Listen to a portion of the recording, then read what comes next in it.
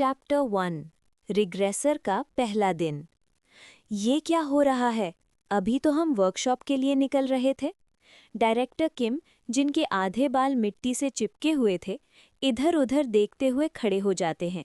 मैं अपनी यादें टटोलने की कोशिश करता हूँ, समझने कि हम वक्त के किस पॉइंट पर आ चुके हैं। पहला दिन, ये पहला ही दिन है जब हम इस अजीब दुनिया में आए थे। मुझे याद आता है कि हम यहाँ कैसे पहुँचे। हम एसयूवी में वर्कशॉप जा रहे थे, फिर हम लैंडस्लाइड में फंस गए और फिर अचानक कुछ चमका। 50 साल पुरानी याद है, इसलिए थोड़ी धुंधली सी है। सब कुछ साफ साफ याद नहीं आ रहा। ओए, डेप्यूटी मैनेजर सेओ, अब जब मैं रिग्रेस हो चुका हूँ, मुझे कैसे जीना चाहिए? डेप्यूटी मैनेजर सेओ।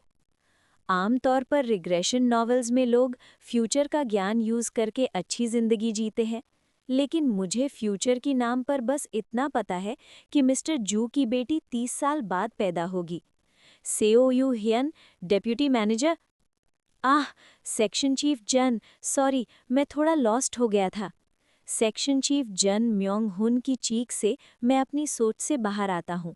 डेप्यूटी मैनेजर, ये टाइटल मैंने बहुत अरसे बाद सुना था, इसलिए थोड़ा चौंक जाना लाजमी था। फिर मुझे एक चेहरा याद आता है जो मैंने बहुत टाइम से नहीं देखा था। सेक्शन चीफ जन म्योंग हुन। जन म्योंग हुन, एसजेडी कंपनी के एग्जीक्यूटिव डायरेक्टर जन म्योंग चल का भतीजा। 32 साल का, मुझसे 3 साल बड़ा और नेपोटिज्म के दम पर पहले ही सेक्शन चीफ बन चुका था। मुझे याद है 50 साल पहले मैं इससे काफ़ी नफरत करता था, लेकिन अगर 50 साल बाद देखा जाए तो एक पुराना जाना पहचाना चेहरा मिलने पर अजीब सी खुशी भी होती है। आखिरकार 50 साल बाद अपने देश का कोई तो मिला। इस बार थोड़ा अच्छे से रहना चाहिए, मैंने सोचा। स्विश! अगले ही पल सेक्शन चीफ जन मेरा गाल जोर से थप्पड़ मार देता है। डेप्यूटी मैनेजर सेओ, तुम्हारी वजह से ये सब हुआ। गाड़ी ठीक से नहीं चला सकते थे। मैं स्टंड खड़ा रह जाता हूँ और तुरंत उससे अपना देश का भाई समझने का ख्याल दिमाग से निकाल देता हूँ। मैं भूल गया था, ये आदमी हरामी है। तुम्हारी वजह से हम इस हाल में हैं, फंसे हुए। तुम साले! जन म्योंग हुन गुस्से में मुझ पर झपटने ही वाला था कि चीफ ओ बीच में आकर उसे रोक लेते हैं। बस करो, वो लैंडस्लाइड कोई डेप्यूटी मैनेजर सेओ कंट्रोल नहीं कर सकता था। मुझे 50 साल पहले की वो घटना याद आ जाती है। हाँ, उस वक्त गाड़ी चलाने की जिम्मेदारी मेरी ही थी। चीफ, आपको गुस्सा नहीं आ रहा? इसी के चक्कर में हम यहाँ फंस गए हैं। न जाने ये जगह कौन सी है और हमारी एसयूवी कहाँ गई।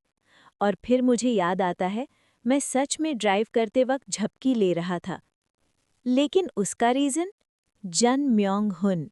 वर्कशॉप से एक रात पहले उसने अपना पेंडिंग काम मुझ पर थोप दिया था, मुझे पूरी रात जागने पर मजबूर करके। अगर नींद आ रही थी तो स्टीयरिंग किसी और को दे देते। ये क्या बकवास है? सोचने पर याद आता है, असल में ड्राइव करने वाला तो जन म्योंग हुन ही था। हाँ, उसे ही गाड़ी चलानी थी, लेकिन पीछे बैठी फीमेल एम्प्लॉइज़ पर लाइन मारने के चक्कर में उसने ज़बरदस्ती मुझे ड्राइवर बना दिया। इस बेवकूफ़ की वजह से हम यहाँ फंस गए। 50 साल पुरानी यादें एकदम साफ हो जाती हैं। उस वक्त मैं इतना घबरा गया था कि बिना सोचे समझे माफ़ी मांग ली थी। मुझे लगा गलती मेरी ही है, लेकिन अब पिछली जिंदगी को देखकर सोचता हूँ, क्या जन म्योंग हुन के पास ज़रा सी भी शर्म या कॉन्शियंस नहीं थी?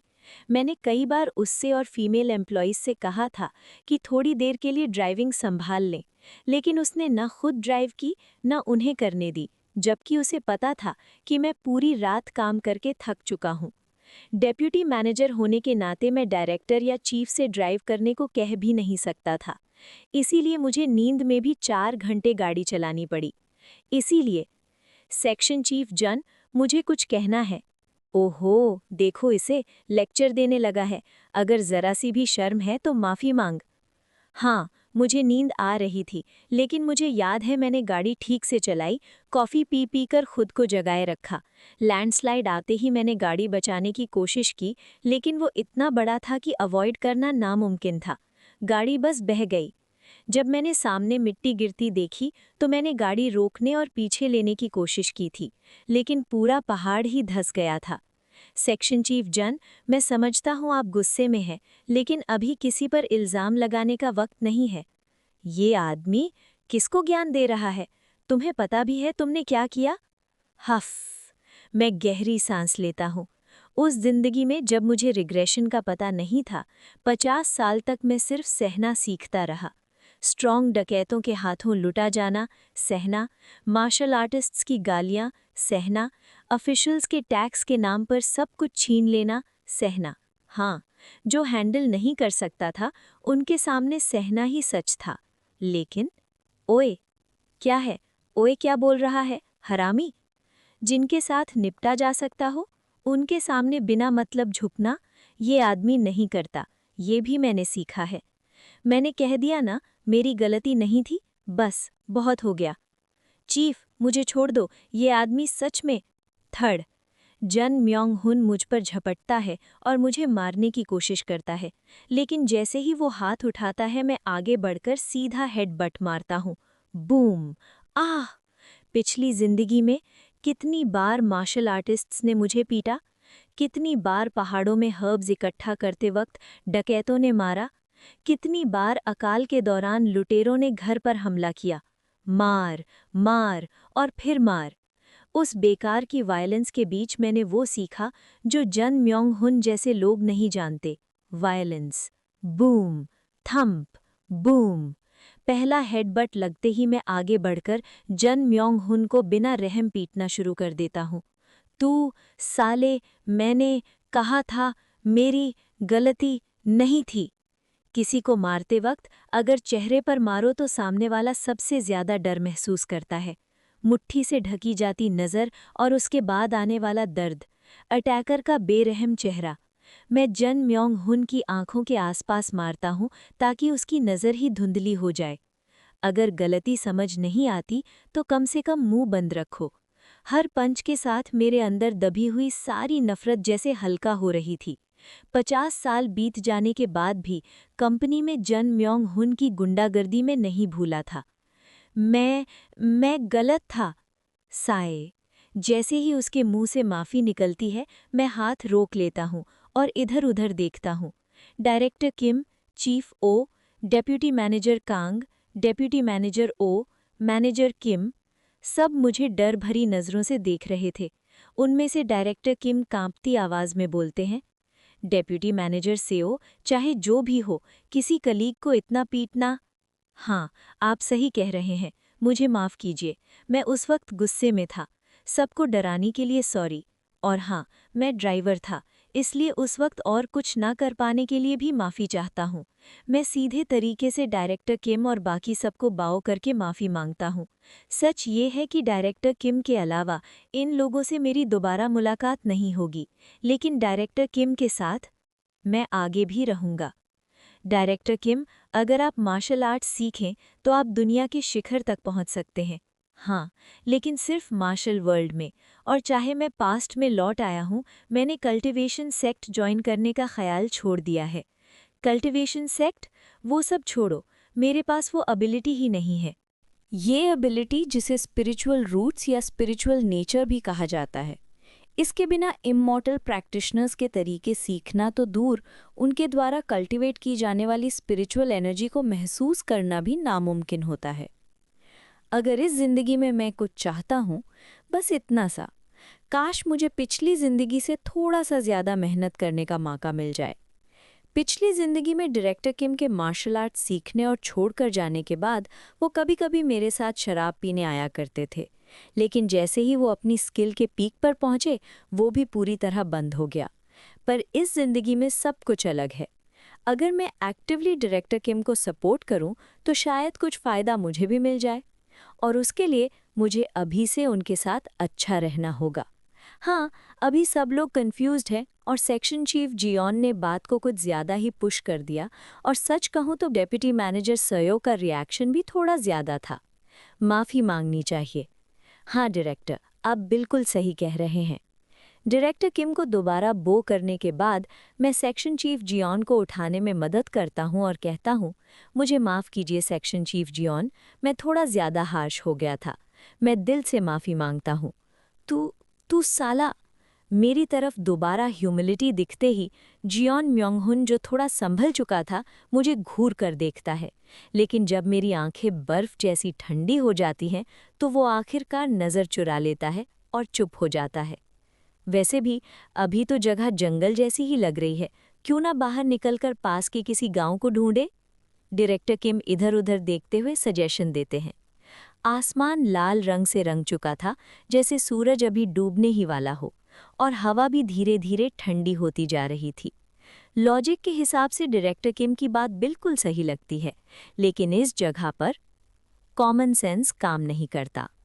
एक ऐसी दुनिया जहां कल्टीवेटर्स इम्मोर्टल बनकर आसमान में उड़ते हैं और मार्शल आर्टिस्ट्स दौलत और इज्जत के लिए लड़ते हैं, यही है ये दुनिया।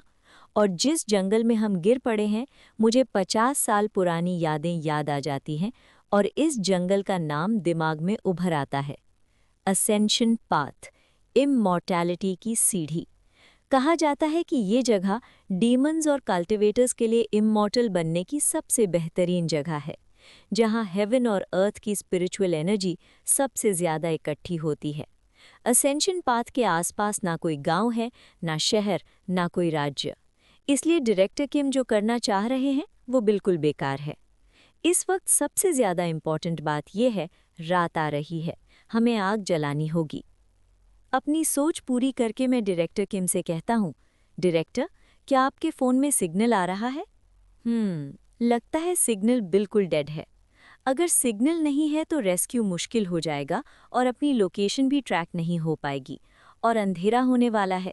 इसलिए बिना जाने पहचाने गांव को ढूंढने के बजाय शायद यहीं रात गुजारने की तैयारी करनी चाहिए। मेरी बात सुनकर जो काफ़ी देर से चुप था, सेक्शन चीफ जियोन धीरे से विरोध करता है। ये क्या कह रहे हो डेप्यूटी मैनेजर सह्यो? रात में तो और ज़्यादा खतरा होता है, इसलिए हमें गांव ढूंढना चाहिए। मेरी राय में बिना सोचे समझे घूमने में ज़्यादा खतरा है। ऐसा करते हैं, मैं पास के एक लंबे पेड़ की तरफ इशारा करता हूँ। आप उस पेड़ पर चढ़कर देख लीजिए, शायद कहीं कोई गांव या सड़क दिख जाए। अगर कुछ भी न मिले तो फिर मेरी बात मान ले। उस पेड़ पर चढ़ना? कौन चढ़ेगा? वो तुम डेप्यूटी मैनेजर सरियो। अगर किसी और को पेड़ पर चढ़ना नहीं आता तो मैं ही कर लेता हूँ। मैं शांत भाव से सर हिलाता हूँ और सबसे लंबे पेड़ के तने को पकड़कर ऊपर चढ़ना शुरू कर देता हूँ। एक बार मैं पहाड़ों में हर्ब्स इकट्ठा करते वक्त जंगली सूअर से टकरा गया था। उस वक्त जान बचाने के लिए मैंने पास के एक मजबूत पेड़ पर चढ़ाई की थी। आज के मॉडर्न लोग आमतौर पर पेड़ नहीं चढ़ते, लेकिन पिछली जिंदगी में हर तरह के संघर्ष झेल चुका मैं आसानी से पेड़ के टॉप तक पहुंच जाता हूं। क्या दिख रहा है डेप्यूटी मैनेजर सयो? नीचे से डायरेक्टर किम चिल्लाते हैं। जैसा मैंने सोचा था, जहां तक नजर जाती है बस जंगल ही जंगल, ना सड़क, ना गांव, ना इंसानों के होने का कोई निशान। बल्कि इन पेड़ों के बीच मॉन्स्टर्स और डीमंस घूम रहे होंगे। पेड़ से चीखने के बजाय मैं थोड़ी देर इधर उधर देखने का नाटक करता हूँ और फिर नीचे उतर आता हूँ। हाँ डेप्यूटी मैनेजर सयो, आप तो पेड़ चढ़ने में काफ़ी माहिर लगते हैं। वो पेड़ कम से कम 11 मीटर ऊंचा होगा। वैसे ये कौन सा पेड़ है? थोड़ा अलग लग रहा है, जैसे यहाँ का हो ही ना। डायरेक्टर के मेरी पीठ थपथपाते हैं और मैनेजर ओ उस पेड़ को क्यूरियस नज़र से देखती है। मैं हाथ झाड़कर कहता हूँ, पास में कहीं भी सड़क या गांव नहीं है। अजीब है, अगर लैंडस्लाइड में बह गए होते तो आसपास हाईवे तो होना चाहिए था। डायरेक्टर किम थोड़ी देर सोचते हुए थोड़ी सी दाढ़ी सहलाते हैं, जबकि सेक्शन चीफ जियोन मुझे शक भरी नज़र से देखता है। डेप्यूटी मैनेजर सयो, आप सच में ठीक से देखा था ना? ऐसा तो नहीं कि आप जानबूझकर कह रहे हैं कि वहाँ कुछ नहीं है? मैं झूठ क्यों बोलूँगा? मैं भी घर में सोना पसंद करूँगा, जंगल में नहीं। अगर आपको भरोसा नहीं है सेक्शन चीफ जियोन, तो आप खुद चढ़कर देख लीजिए। सेक्शन चीफ जियोन का चेहरा ऐसा हो जाता है जैसे उसने कड़वी चीज़ खा ली हो, और वो पीछे हट जाता है। मेरी राय में चाहे हम आसपास एक्सप्लोर करें, पहले एक बेस बनाना और आग जलाना ज़रूरी है। अंधेरा हो रहा है। हाँ, ये बात सही है। और अपनी एसयूवी भी ढूंढते हैं। लैंडस्लाइड में गाड़ी के साथ बह गए थे, लॉजिकली गाड़ी पास ही होनी चाहिए। लेकिन ये ऐसी जगह है जहां लॉजिक काम नहीं करता। हमारी एसयूवी गायब हो चुकी है, वो कहीं नहीं मिलेगी। क्यों ना गाड़ी ढूंढकर उसी में सो जाएं? वर्कशॉप के लिए आए थे तो गाड़ी में काफ़ी सामान होगा। ये वर्कशॉप ऑलमोस्ट पिकनिक जैसा था, इसलिए एसयूवी में कैंपिंग टूल्स और खाना भरा हुआ था, लेकिन गाड़ी अब है ही नहीं। मुझे पता है क्योंकि मैं पास्ट से लौट कर आया हूँ, लेकिन अगर मैं ये बोल दूँ कि गाड़ी गायब हो चुकी है, तो कोई मुझ पर यकीन नहीं करेगा। बेहतर है उन्हें खुद देखने दिया जाए। तो ऐसा करते हैं, टीम्स बना लेते हैं। एक टीम रहने की जगह ढूंढेगी और 2 टीम गाड़ी ढूंढेगी। सूरज पूरी तरह डूबने से पहले यहीं वापस मिलते हैं। मैं टीम्स डिवाइड करने का सजेशन देता हूँ। मैं डेप्यूटी मैनेजर ओ और मैनेजर किम रहने की जगह ढूंढने वाली टीम में जाते हैं। डायरेक्टर किम, सेक्शन चीफ जियोन, चीफ ओ और डेप्यूटी मैनेजर कैंग गाड़ी ढूंढने वाली टीम में होते हैं। हम अलग अलग होकर सर्च शुरू करते हैं।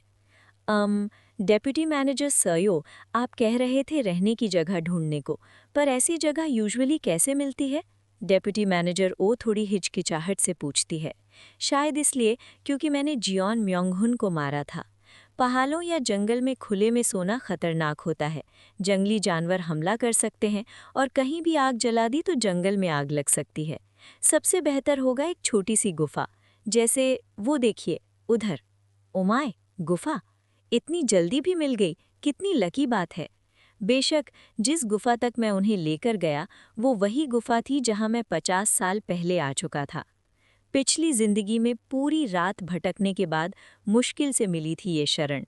डेप्यूटी मैनेजर ओ और मैनेजर किम के लिए ये लक था, लेकिन हकीकत में ये कोई इत्तेफाक नहीं बल्कि अनिवार्य था। पिछली जिंदगी में भी ये बिना किसी खतरे के रहने के लिए परफेक्ट जगह थी। मैं गुफा को देखकर पास से सूखी लकड़ी और पत्ते इकट्ठा करता हूँ। वाओ मिस्टर सोयो, आप तो सच में काफ़ी स्किल्ड हैं। आपने बॉय स्काउट्स वगैरह किया था क्या? आह, कुछ वैसा ही समझ लीजिए। बॉय स्काउट्स नहीं, बल्कि 50 साल का ओल्ड स्काउट्स एक्सपीरियंस। बाद में डायरेक्टर किम के लाइटर से आग जला लेंगे, क्यों ना बॉनफायर के लिए थोड़ी लकड़ी इकट्ठा कर लें। ओमाय, बिल्कुल बचपन के ट्रेनिंग कैंप जैसा लग रहा है। हाँ हाँ, बिल्कुल वैसा ही फील आ रहा है। दोनों फीमेल एम्प्लॉयज़ खुशियों से बातें करते हुए मेरे साथ सूखी लकड़ी और शाखाएं इकट्ठी करती हैं। थोड़ी देर बाद जब सूरज डूबने लगता है, चलिए अब धीरे धीरे उस क्लियरिंग की तरफ वापस चलते हैं जहां पहले थे। बाकी लोग भी वहीं आ रहे होंगे। ठीक है। हाँ, मैं दोनों फीमेल एम्प्लॉयज़ के साथ क्लियरिंग की तरफ लौट जाता हूँ। थोड़ी ही देर में हम डायरेक्टर किम, चीफ ओ, सेक्शन चीफ जियोन और डेप्यूटी मैनेजर कैंग से फिर मिलते हैं। एसयूवी मिली? डायरेक्टर के उदास चेहरे से सर हिला देते हैं। चीफ ओ और सेक्शन चीफ जियोन के चेहरे पर भी चिंता साफ दिखती है। डेप्यूटी मैनेजर कैंग मिन्ही भी तनाव भरे चेहरे से बोलती है, कहीं भी कोई निशान नहीं मिला। हम घूम घूम कर देखते रहे, पर ऐसा लगा जैसे गाड़ी हवा में गायब हो गई हो। लॉजिकली, अगर लैंडस्लाइड में गाड़ी बह गई होती तो हम लोग गाड़ी से बाहर कैसे आ गए और गाड़ी ही गायब हो गई। वो जंगल को घबराहट भरी नज़र से देखती है, जैसे जंगल ही डरावना हो। अब हम कुछ नहीं कर सकते। रहने की जगह मिल गई है, वहीं चलते हैं। कल डिटेल में सर्च करेंगे। ठीक है। सभी गंभीर चेहरों के साथ मेरे पीछे गुफा की तरफ चल पड़ते हैं। ओ माय, ये क्या है? मिस्टर सीओ ने बना दिया। डेप्यूटी मैनेजर कैंग मिन्ही मेरी बनाई हुई विंड ब्रेक और केव डोर देखकर हैरान रह जाती है। हाँ, सीओ एन ह्यून सच में काफी केपेबल है। क्या ये जंगल में ही बड़ा हुआ है या क्या? चीफ ओ ह्यून सॉक चुपचाप अपनी एडमिरेशन दिखाता है और मेरी तारीफ करता है। डायरेक्टर किम भी संतुष्टि से सर हिलाता है और जियोन म्योंग हुन, वो ज्यादा खुश नहीं लगता, लेकिन इतना थक चुका है कि कुछ कहने के बजाय सीधा अंदर चला जाता है। डायरेक्टर, लाइटर दीजिए। ओ हाँ। डायरेक्टर किम अपनी जेब से लाइटर निकालता है और उन सूखी लकड़ियों को जला देता है जो मैंने इकट्ठी की थीं। हम सब केव के अंदर आग के इर्द गिर्द बैठ जाते हैं। स्मोक बिल्कुल सही तरह से उस होल से बाहर निकल जाता है जो मैंने विंड ब्रेक में बनाया था। वाह, क्या सिचुएशन है! ये लॉजिकली पॉसिबल ही नहीं लगता। सबके चेहरे पर उदासी और चिंता साफ दिख रही थी। तभी अचानक घर्र आवाज मैनेजर किम यॉन के पेट से आती है। शर्म के मारे उसका चेहरा लाल हो जाता है। ओ, वो कोई बात नहीं, हम सब ने डिनर मिस किया है। मैं मुस्कुराता हूँ और वो बेरीज निकालता हूँ जो मैंने लकड़ियाँ इकट्ठी करते वक्त तोड़ी थीं। सब भूखे होंगे, ये ट्राई कीजिए, मैंने थोड़ी देर पहले ही तोड़ी हैं। ये सेफ है ना, जहरीली तो नहीं? जॉन म्योंग हुन थोड़ा रिलैक्स्ड होकर कैजुअली पूछता है। मैं मुस्कुराकर एक बेरी खुद खा लेता हूँ। मैंने बचपन में हर्ब्स के बारे में सीखा था, मुझे पता है कौन सा सेफ है और कौन सा नहीं। बचपन कहना थोड़ा स्ट्रेच था, लेकिन पास्ट में मैंने वाकई ये सब सीखा था। मुझे बिना हिचकिचाए बेरीज खाते देख किम यॉन भी धीरे से एक बेरी ट्राई करती है। वाह, ये तो कच्चे चेस्टनट जैसे टेस्ट कर रही हैं। क्रंची है ना? मैंने काफ़ी तोड़ी हैं, सब खा सकते हैं। ये देखकर डायरेक्टर किम और डेप्यूटी मैनेजर ओ भी बेरीज खाना शुरू कर देते हैं। डेप्यूटी मैनेजर कैंग और चीफ ओ भी खुशी खुशी खाते हैं। सिर्फ जियोन म्योंग हुन ही नाक भौं चढ़ाता है, बेरीज को देखकर नाराज सा लगता है और थकान का बहाना बनाकर लेट जाता है। ये तो कमाल है, सिचुएशन सीरियस है, लेकिन डेप्यूटी मैनेजर सीओ की वजह से माहौल हल्का हो गया है। कंपनी में ही पता था ये कितना डिलिजेंट है, सुना है कल रात भी नाइट शिफ्ट के बाद ड्राइव करके आया था। हमारे डेप्यूटी मैनेजर तो सच में हार्डवर्किंग है ना? सच में डेप्यूटी मैनेजर सीओ की वजह से कैंपिंग जैसा फील आ रहा है। बिल्कुल, हम सब एक फ्रेंडली और लाइवली एटमॉस्फेयर में रात गुजारते हैं। मैं भी खुलकर हंसता हूँ, कलीग्स के साथ बातें करता हूँ।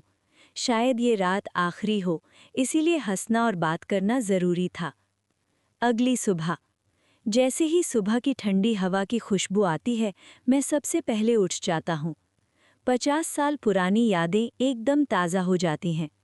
पहला दिन, पूरी रात जंगल में भटकते रहे, मुश्किल से केव मिली और गिरते ही सो गए। अगली सुबह वो आया। 50 साल बीत जाने के बाद भी उस वक्त का डर, शौक और दर्द अभी भी दिल दहला देता है। मैं केव के बाहर बनी विंड ब्रेक हटाता हूँ और बाहर निकल पड़ता हूँ। अभी बिल्कुल सुबह होने वाली होती है। मैं आसपास घूमकर दर्द और ब्लीडिंग रोकने वाली हर्ब्स इकट्ठी करता हूँ। इस जंगल में हेवन और अर्थ की स्पिरिचुअल एनर्जी भरी है, इसीलिए ये हर्ब्स लाजवाब कंडीशन में हैं। ये सिर्फ मेडिसिनल नहीं, बल्कि स्पिरिचुअल हर्ब्स लग रही हैं।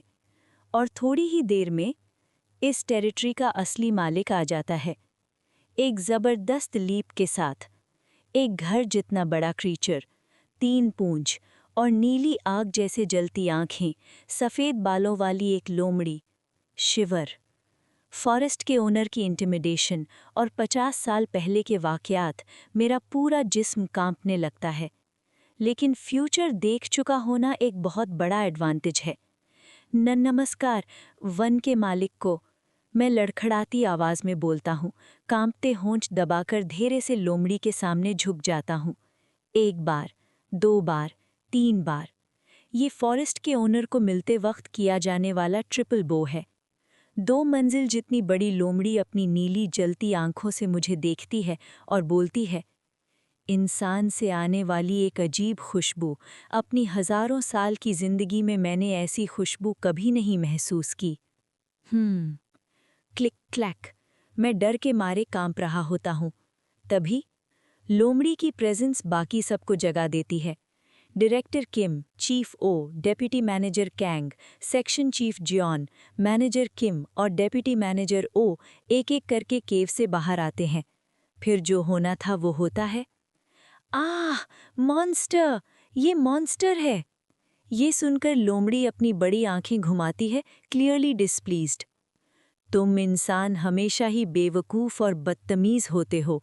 आम तौर पर मैं तुम सबका एक-एक हाथ या पैर उखाड़ लेता। शिवर। लेकिन क्योंकि तुम में से एक को फॉरेस्ट के ओनर की इज्जत करना आता है, मैं तुम्हें माफ़ करता हूँ।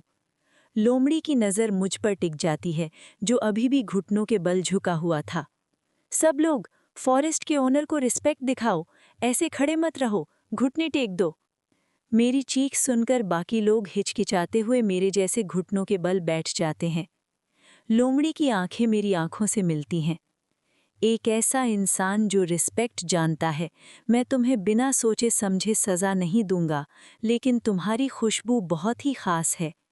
टप टप, लोमड़ी के मुंह के कोने से चिपचिपा सा लिक्विड टपकने लगता है। लार। अपना एक अंग दो, सिर्फ एक का स्वाद चख लूं, फिर मैं तुम्हें कुछ वक्त के लिए अपनी टेरिटरी में रहने दूंगा। डेप्यूटी मैनेजर सर, ये क्या है? वो क्या था? डायरेक्टर किम और डेप्यूटी मैनेजर कांग धीमी आवाज में बोलते हैं, लेकिन मेरी नज़र उन पर नहीं। मेरी आंखों के बिल्कुल सामने गिरती फॉक्स की लार पर टिकी हुई है। इंसानों के झुंड में तुम एक समझदार इंसान लगते हो। मैं बिना वजह नुकसान नहीं पहुंचाता, लेकिन अगर तुम मेरी टेरिटरी में रहना चाहते हो तो कीमत चुकानी होगी। एक इंसान अपना एक अंग बलिदान में देगा, सिर्फ तब मैं तुम्हारी रहने की इजाज़त दूंगा। कौन अपना अंग कुर्बान करेगा? हाँ, यहाँ तक बात आ ही गई है, तो मैं करूंगा। कांपते हुए मैं अपना बायां हाथ आगे बढ़ा देता हूँ। पिछली जिंदगी में जब मुझे कुछ भी नहीं पता था, फॉक्स को देखते ही सब चीख पड़े थे और फिर सबके हाथ पैर फाड़ दिए गए थे। फॉक्स अपनी दरिंदगी में सब कुछ नोच के चला गया था। उस सब से बचना खुद में एक चमत्कार था। लेकिन अब मैं जंगल का एटिकेट जानता हूँ और मैंने फॉक्स की फेवर भी पाली है। सबके अंग नहीं, सबके हाथ पैर नहीं, सिर्फ एक इंसान का एक अंग, बस इतना ही काफी है। और वो भी 2 दिन बाद आने वाले कल्टीवेटर्स ठीक कर देंगे। वाकई एक समझदार इंसान। मैं तुम्हारा बलिदान स्वीकार करता हूँ और पूरी कोशिश करूंगा कि दर्द कम से कम हो। फॉक्स अपना बड़ा सा मुंह खोलता है और मेरे हाथ पर दांत गाड़ देता है। आह! आर्ग! मेरा मांस चीरा जाता है, हड्डियां पिस जाती हैं, नस नदियां फट जाती हैं। Crunch, crunch, crunch, snap, rip. थोड़ी देर चबाने के बाद फॉक्स पूरे जोर से मेरा हाथ नोच के अलग कर देता है। आह! आर्ग! मैं दर्द से आधा बेहोश हो जाता हूँ। जमीन पर लौटते हुए जल्दी से अपनी तैयार की हुई पेन रिलीफ अर्ब्स उठाता हूँ। जड़ समेत मुंह में भर लेता हूँ और निगल जाता हूँ। मिट्टी और रेत दांतों में अटक जाती है, लेकिन उस वक्त उसकी परवाह कौन करता है? दर्द बर्दाश्त के बाहर है। थोड़ी देर बाद जैसे ही अर्ब्स का असर शुरू होता है, दर्द धीरे धीरे कम होने लगता है। फॉक्स, जो मेरा पूरा हाथ निगल चुका होता है, अपनी जुबान से होंठ चाटता है। मैंने सोचा था इसकी खुशबू अलग होगी, पर टेस्ट आम इंसान जैसा ही है। खून में काफ़ी इम्प्योरिटीज़ हैं, आफ्टर टेस्ट भी बेकार। ये मेरी तरफ से छोटी सी भेंट है। मैं तुम्हारी भेंट स्वीकार करता हूँ। तुम्हें मेरी टेरिटरी में 7 रातों तक रहने की इजाज़त है। मेरी डिवाइन पावर तुम्हें छू चुकी है। इस जख्म से तुम नहीं मरोगे। ये कहकर फॉक्स जंगल में कूदकर गायब हो जाता है। हाँ, मैं हीमोस्टैटिक अर्ब चबाकर उसका रस अपने कटे हुए कंधे पर लगाता हूँ। खून बहना रुक जाता है। दर्द धीरे धीरे शांत होता है। Deputy manager sir, deputy manager sir Ahn Hyun. Director Kim और डेप्यूटी मैनेजर कांग भागकर मेरे पास आते हैं। ये सब क्या था? अभी क्या हो गया? पहले अंदर चलते हैं, मैं समझाऊंगा। उनके सहारे मैं वापस केव के अंदर आता हूँ। फिर मैं सच और झूठ को मिलाकर कहानी सुनाता हूँ। सुबह मैं जल्दी बाहर गया था, वहाँ मेरी मुलाकात उस फॉक्स से हुई। उसने मुझे ये सब बताया। वैसे भी 2 दिन में सबको पता चल ही जाएगा। मैं ये दिखाता हूँ जैसे जो नॉलेज मुझे पहले से है, वो फॉक्स ने सिखाया हो। ये दुनिया हमारी पुरानी दुनिया नहीं है। यहाँ इमॉर्टल्स, कल्टिवेटर्स और मार्शल आर्टिस्ट्स रहते हैं। अच्छा, मार्शल वर्ल्ड, हाँ? काफ़ी थ्रिलिंग है। ही, सोचा नहीं था जिंदगी में ऐसा भी देखना पड़ेगा। डायरेक्टर किम और चीफ ओ मजाक करने की कोशिश करते हैं, अपनी डिसबिलीफ और डर को छुपाने के लिए। हाँ, deputy manager sir, martial world की बात हो तो मैं एक्सपर्ट हूँ। लेकिन डायरेक्टर किम की आवाज़ कांप रही है। मरना मत, अगर तुम मर गए तो। ये एक्साइटमेंट नहीं, सिर्फ मेरा दर्द भुलाने की नाकाम कोशिश है। ये दोनों इसलिए हल्का माहौल बना रहे हैं क्योंकि ये यहाँ सबसे बड़े हैं। ठीक है, मैं नहीं मरूंगा। फॉक्स ने कहा है, उसकी डिवाइन पावर के साथ मैं इस जख्म से नहीं मरूंगा। पिछली जिंदगी में भी जब रिचुअल नहीं किया गया था, सबके अंग फाड़ दिए गए थे। दर्द इतना था कि मरना चाहते थे, पर कोई मरा नहीं। हम मर ही नहीं सकते थे। पर इमॉर्टल्स और कल्टिवेटर्स का क्या? तभी चीफ ओ मेरे इमॉर्टल्स और कल्टिवेटर्स वाले शब्द पर अटकता है और सेक्शन चीफ जैन आगे आता है। मार्शल आर्ट्स के अलावा ज़ियांगशिया नाम के नॉवेल्स भी होते हैं। ज़ियांगशिया का कॉन्सेप्ट समझाता है। अच्छा, सेक्शन चीफ जैन, आप काफ़ी इंटरेस्टिंग चीज़ें जानते हैं। इंटरेस्ट था इसीलिए बढ़ा। हाँ, समझ गया। ऑफिस में काम छोड़कर ज़ियांगशिया नॉवेल्स पढ़ते रहते थे, इसीलिए सारा काम मुझ पर डाल देते थे। गुस्सा उभर आता है, लेकिन मैं दबा देता हूँ। एनीवे, फॉरेस्ट के ओनर ने हमें 1 हफ्ते के लिए रहने देने के बदले ट्रिब्यूट मांगा है, इसीलिए मैंने अपना हाथ दिया। 1 हफ्ता? उसके बाद फिर एक और ट्रिब्यूट देना होगा। सबकी नज़र मेरे कंधे पर चली जाती है। चेहरे सफ़ेद पड़ जाते हैं। वैसे कोई पेन रिलीफ अर्ब्स ला सकता है? काफ़ी दर्द हो रहा है। हाँ, ये वाला? थैंक्स। मैं एक और जड़ चबाता हूँ। मैं थोड़ी देर सो जाऊंगा, प्लीज़ समझना। शॉक के बाद टेंशन निकल जाती है और मैं नींद में डूब जाता हूँ। कहते हैं, सुनने की शक्ति सबसे आखिर जाती है। शायद इसीलिए आधी नींद में भी मुझे उनकी बातें सुनाई देती हैं। ट्रिब्यूट? ये तो बेकार बात है। हर हफ्ते कोई अंग देगा। हमें 1 हफ्ते के अंदर यहाँ से निकलना होगा। डेप्यूटी मैनेजर सर ने इतना सहा, वो सबसे पहले मिला, लगभग मर ही गया।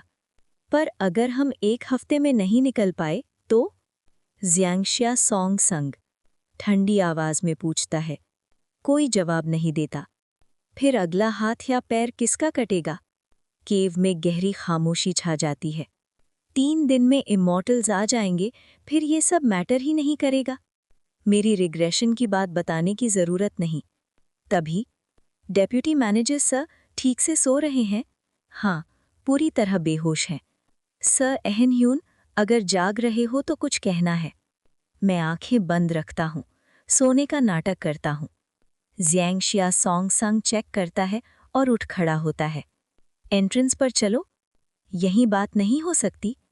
नहीं, बाहर चलो। थोड़ी देर में एंट्रेंस से धीमी आवाजें आती हैं और ज़ियांगशिया सॉन्ग संग की आलोचना। सेक्शन चीफ जैन ऐसा कैसे सोच सकते हैं? डेप्यूटी मैनेजर सर ने अपना हाथ दिया। मैं इस बात से अग्री नहीं करता। बाहर ज़ियांगशिया सॉन्ग संग आवाज ऊंची करता है। तो फिर अगला हाथ या पैर कौन देगा? पर चीफ ओ, आप बताइए, मुझे तो रीजनेबल लगता है।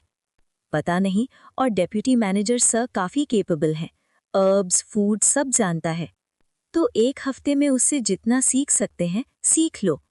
मुझे पूरी बात सुनाई नहीं देती, लेकिन मतलब समझ आ जाता है। तो ये प्लान है। मेरा हाथ गया, अब हर हफ्ते मेरा ही अंग काटेंगे। होगा नहीं, लेकिन घिनौना लगता है, बहुत ज़्यादा। मार दूं क्या? 1 हाथ के साथ भी 50 साल की सीखी हुई हिंसा काफ़ी है। ज़ियांगशिया सॉन्ग संग जैसे आदमी को मैं आसानी से मार सकता हूँ। नहीं, इमॉर्टल्स हम सब के लिए नहीं आएंगे, वो टैलेंटेड लोगों के लिए आएंगे। चीफ ओ, कांग मिन्ही, ज़ियांगशिया सॉन्ग संग, यही तीनों को देखकर वो हैरान हुए थे। अगर इनमें से कोई मिसिंग हुआ तो शायद वो आए ही नहीं। सब डर और कंफ्यूजन में गलत सोच रहे हैं। वो बुरे लोग नहीं हैं, बस सिचुएशन ही पागल कर देने वाली है। और डायरेक्टर किम पर मुझे बाद में भरोसा करना है, अभी ज्यादा क्रूर चेहरा दिखाना सही नहीं। मुझे दया और प्रोटेक्शन का सब्जेक्ट बनना चाहिए। वैसे भी तीसरे दिन सब सॉल्व हो जाएगा। 2 दिन बाद ज़ियांगशिया सॉन्ग संग, ओ ह्यनसेक, कांग मिन्ही मेरी जिंदगी से निकल जाएंगे। 3 दिन बाद ओ ह्यनसे और किम यॉन भी। और मैं और डायरेक्टर किम असेंशन पाथ छोड़ देंगे। मैं चुपचाप जमीन पर लेटा रहता हूँ, सोते रहने का नाटक करता हूँ। थोड़ी देर में गंदे समझौते के बाद वापस आए हुए लोग केव में आते हैं। हे डेप्यूटी मैनेजर सर, ठीक हो? उठने की कोशिश करो। जान म्योंग हुन जानबूझकर मुझे जगा देता है। हाँ, डेप्यूटी मैनेजर सर, सॉरी यार, मुझे नहीं पता था आप इतने सेल्फ सैक्रिफाइसिंग टाइप के इंसान हो। अब से मैं आप पर ही रिलाई करूंगा। जन म्योंग-होon मुझे उस स्माइल के साथ देखता है जो मैंने पहले कभी नहीं देखी थी और मेरी पीठ थपथपा देता है। मैं आसपास देखता हूँ, सबके चेहरे उतरे हुए हैं। ये कचरा, समझ आ गया कैसे इसने अपनी सिल्वर टंग से सबको मना लिया। एक पल के लिए गुस्सा इतना बढ़ता है कि लगता है इसी वक्त गले से पकड़कर मार दूं। कंट्रोल करो, सांस लो, बस थोड़ा और झेलो।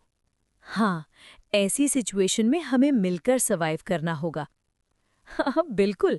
वैसे कल जो फ्रूट आप लाए थे, वो कहाँ मिलता है? तो इसने मुझे सिर्फ इसीलिए उठाया। मैं सिखा दूंगा। वैसे भी सेक्शन चीफ जन, मैं आपको ही स्पेशली सिखाने वाला था। सच? थैंक्स, सच में थैंक यू। फॉरेस्ट में सर्वाइव करने की चिंता मत करो, मैं सब सिखा दूंगा। मैं धीरे से एक चालाक सी मुस्कान देता हूँ। हाँ, मैं तुम्हें सब कुछ सिखा दूंगा। आखिर कल्ट से ज्वाइन करने के बाद ये नॉलेज तुम्हें जिंदगी भर काम ही नहीं आएगी। जान म्योंग-होon, कितनी बार बोला है वो फ्रूट नहीं है, तुम मेरी बातों पर ध्यान नहीं दे रहे, है ना? नहीं, पर मुझे लगा कि जिसका ऊपर से स्प्लिट होता है वो अलग फ्रूट है, इसे खाया तो सीधा मर जाओगे, समझे? हर्ब्स और एडिबल फ्रूट सिखाते वक्त मैंने उसे सेक्शन चीफ कहना बंद कर दिया। मैं डांट रहा हूं और वो ग्रिन करता हुआ सीख रहा है। सोच रहा हूं जब उसे पता चलेगा कि ये सब लो ग्रेड हर्ब्स हैं, सेक डिसाइपल के लिए बिल्कुल यूजलेस, तब कितनी फ्रस्ट्रेशन होगी। नहीं जान म्योंग-होon, समझ नहीं आ रहा क्या? मैं कितनी बार एक्सप्लेन कर चुका हूं, तुम्हारी कॉन्सेंट्रेशन में प्रॉब्लम है। समझ गया। उसका चेहरा रास्पबेरी जैसे लाल हो जाता है। आज जान म्योंग-होon वही टॉर्चर झेल रहा है जो कभी वो मुझे कंपनी के शुरुआती दिनों में देता था। वो बस इस सोच के साथ झेल रहा है, एक हफ्ते में जितना नॉलेज हो सके निकाल लो। सॉरी, 2 दिन बाद हम मिलेंगे भी नहीं। देखो, इसे कहते हैं ग्रीन लीफ्ड ईयर। चबाने पर एक अलग फ्रेग्रेंस आती है, दांत साफ करने और इंसेक्ट्स भगाने के काम आता है। Green leafed year, green leafed year. पर मैंने करिया में कभी नहीं सुना। डेप्यूटी ओहियन सर्क थोड़ा कंफ्यूज सा लगता है। ये थोड़े स्पेशलाइज्ड प्लांट्स हैं और नेटिव स्पीशीज नहीं है, इसलिए आपने शायद नहीं देखे। ऑफ कोर्स, अर्थ पर तो ये एग्जिस्ट ही नहीं करते। ये सब नॉलेज मैं इस दुनिया के हर्ब्स से यूज कर रहा हूँ। डेप्यूटी ओ एक्सपर्ट नहीं है, इसलिए रफली मान लेता है। समझ गया, प्लीज कंटिन्यू। इसे कहते हैं ब्लू बेबीज हैंड वेन या फिर ब्लड प्योरीफाइंग ग्रास। जान म्योंग-होon अभी ध्यान भटक रहा है ना? सॉरी। मैं उसे नोटिसेबल नज़रों से घूरता रहता हूँ और हर्बल मेडिसिन का लेसन जारी रखता हूँ। ऐसे ही पूरा दिन निकल जाता है। अगला दिन, केव के सामने एक 2 सिर वाली लाल सांप खड़ी है, बहुत बड़ी, बहुत भयानक। हिक हुआ। बाकी सब केव के अंदर लकड़ी डंडी पकड़कर कांप रहे हैं। मैं धीरे से आगे बढ़ता हूँ। यहाँ आने का रीज़न? सांप बोलता है, इस टेरिटरी के मास्टर ने एक इंसान का स्वाद चखा है, एक अजीब सेंट के साथ। फॉक्स जितना ट्रॉमेटिक नहीं, पर ये सांप भी काफ़ी खतरनाक है। चिंता मत करो, तुम लोगों ने पहले ही सैक्रिफाइस दिया है और 7 नाइट्स का परमिशन मिला है। उस वक्त तक मैं तुम्हें तंग नहीं करूंगा। दोनों सिर अपनी जुबान चाटते हैं। पर अगर तुम मुझे थोड़ा सा ब्लड टेस्ट करने दो तो 7 डेज के बाद भी नहीं आऊंगा। फॉक्स के उल्टे ये सांप काफ़ी रीजनेबल है। पिछली जिंदगी में भी ये आया, चीफ ओ का ब्लड चूसा और चला गया, और अब तो परमिशन भी मांग रहा है। ठीक ही लग रहा है। मॉडर्न ह्यूमंस की बॉडी में कोलेस्ट्रॉल और फैट हरा होता है, इसलिए पिछली जिंदगी में भी सांप बोल के गया था, बेगैर स्वाद का है। कितना ब्लड चाहिए? बस 1 मुट्ठी भर। मैं मुस्कुराकर जान म्योंग-होon की तरफ देखता हूँ। मिस्टर जान म्योंग-होon, क्या आप इस जेंटलमैन को थोड़ा ब्लड दे सकते हैं? क्या? हाथ नहीं कटवा रहा हूँ, बस थोड़ा ब्लड, जल्दी जम जाएगा। मैं जान म्योंग-होon, आपको हर्ब्स का नॉलेज चाहिए ना? ठीक है, लाल चेहरा लिए वो एक तेज पत्थर के चाकू से अपना हाथ काट लेता है। Drip drip. सांप खुशी खुशी उसका ब्लड पीता है। थोड़ी देर बाद, ब्लड में इम्प्योरिटीज बहुत है, जहर भी, बहुत गंदा स्वाद, आज तक के सबसे बेकार ह्यूमन ब्लड। दोनों सिर हिलाकर सांप पीछे हट जाता है। 21वीं सेंचुरी ऑफिस वर्कर का ब्लड कोलेस्ट्रॉल और निकोटीन से भरा होता है, टेस्ट के लिए बेकार होता है। पर तुमने ब्लड दिया है तो मैं जा रहा हूं। सांप के जाने के बाद मैं हीमोस्टैटिक हर्ब से जान म्योंग हून का जख्म बांधता हूं। जान म्योंग हून का चेहरा गुस्से से भरा हुआ है, शायद इसलिए क्योंकि उसे सांप के चाटने का एहसास अभी तक जा नहीं रहा। मिस्टर सेओ इंगहेन, मुझे पता है मैंने आपको जॉब के अर्ली डेज में काफ़ी बुली किया था, पर क्या ये थोड़ा ज़्यादा नहीं हो गया? मैं क्या करूं? मैंने कंधे उचका दिए। लेडीज से या चीफ और डायरेक्टर जैसे सीनियर से ब्लड मांगना थोड़ा ऑकवर्ड होता है। बस थोड़ा सा ब्लड ही काफ़ी होता।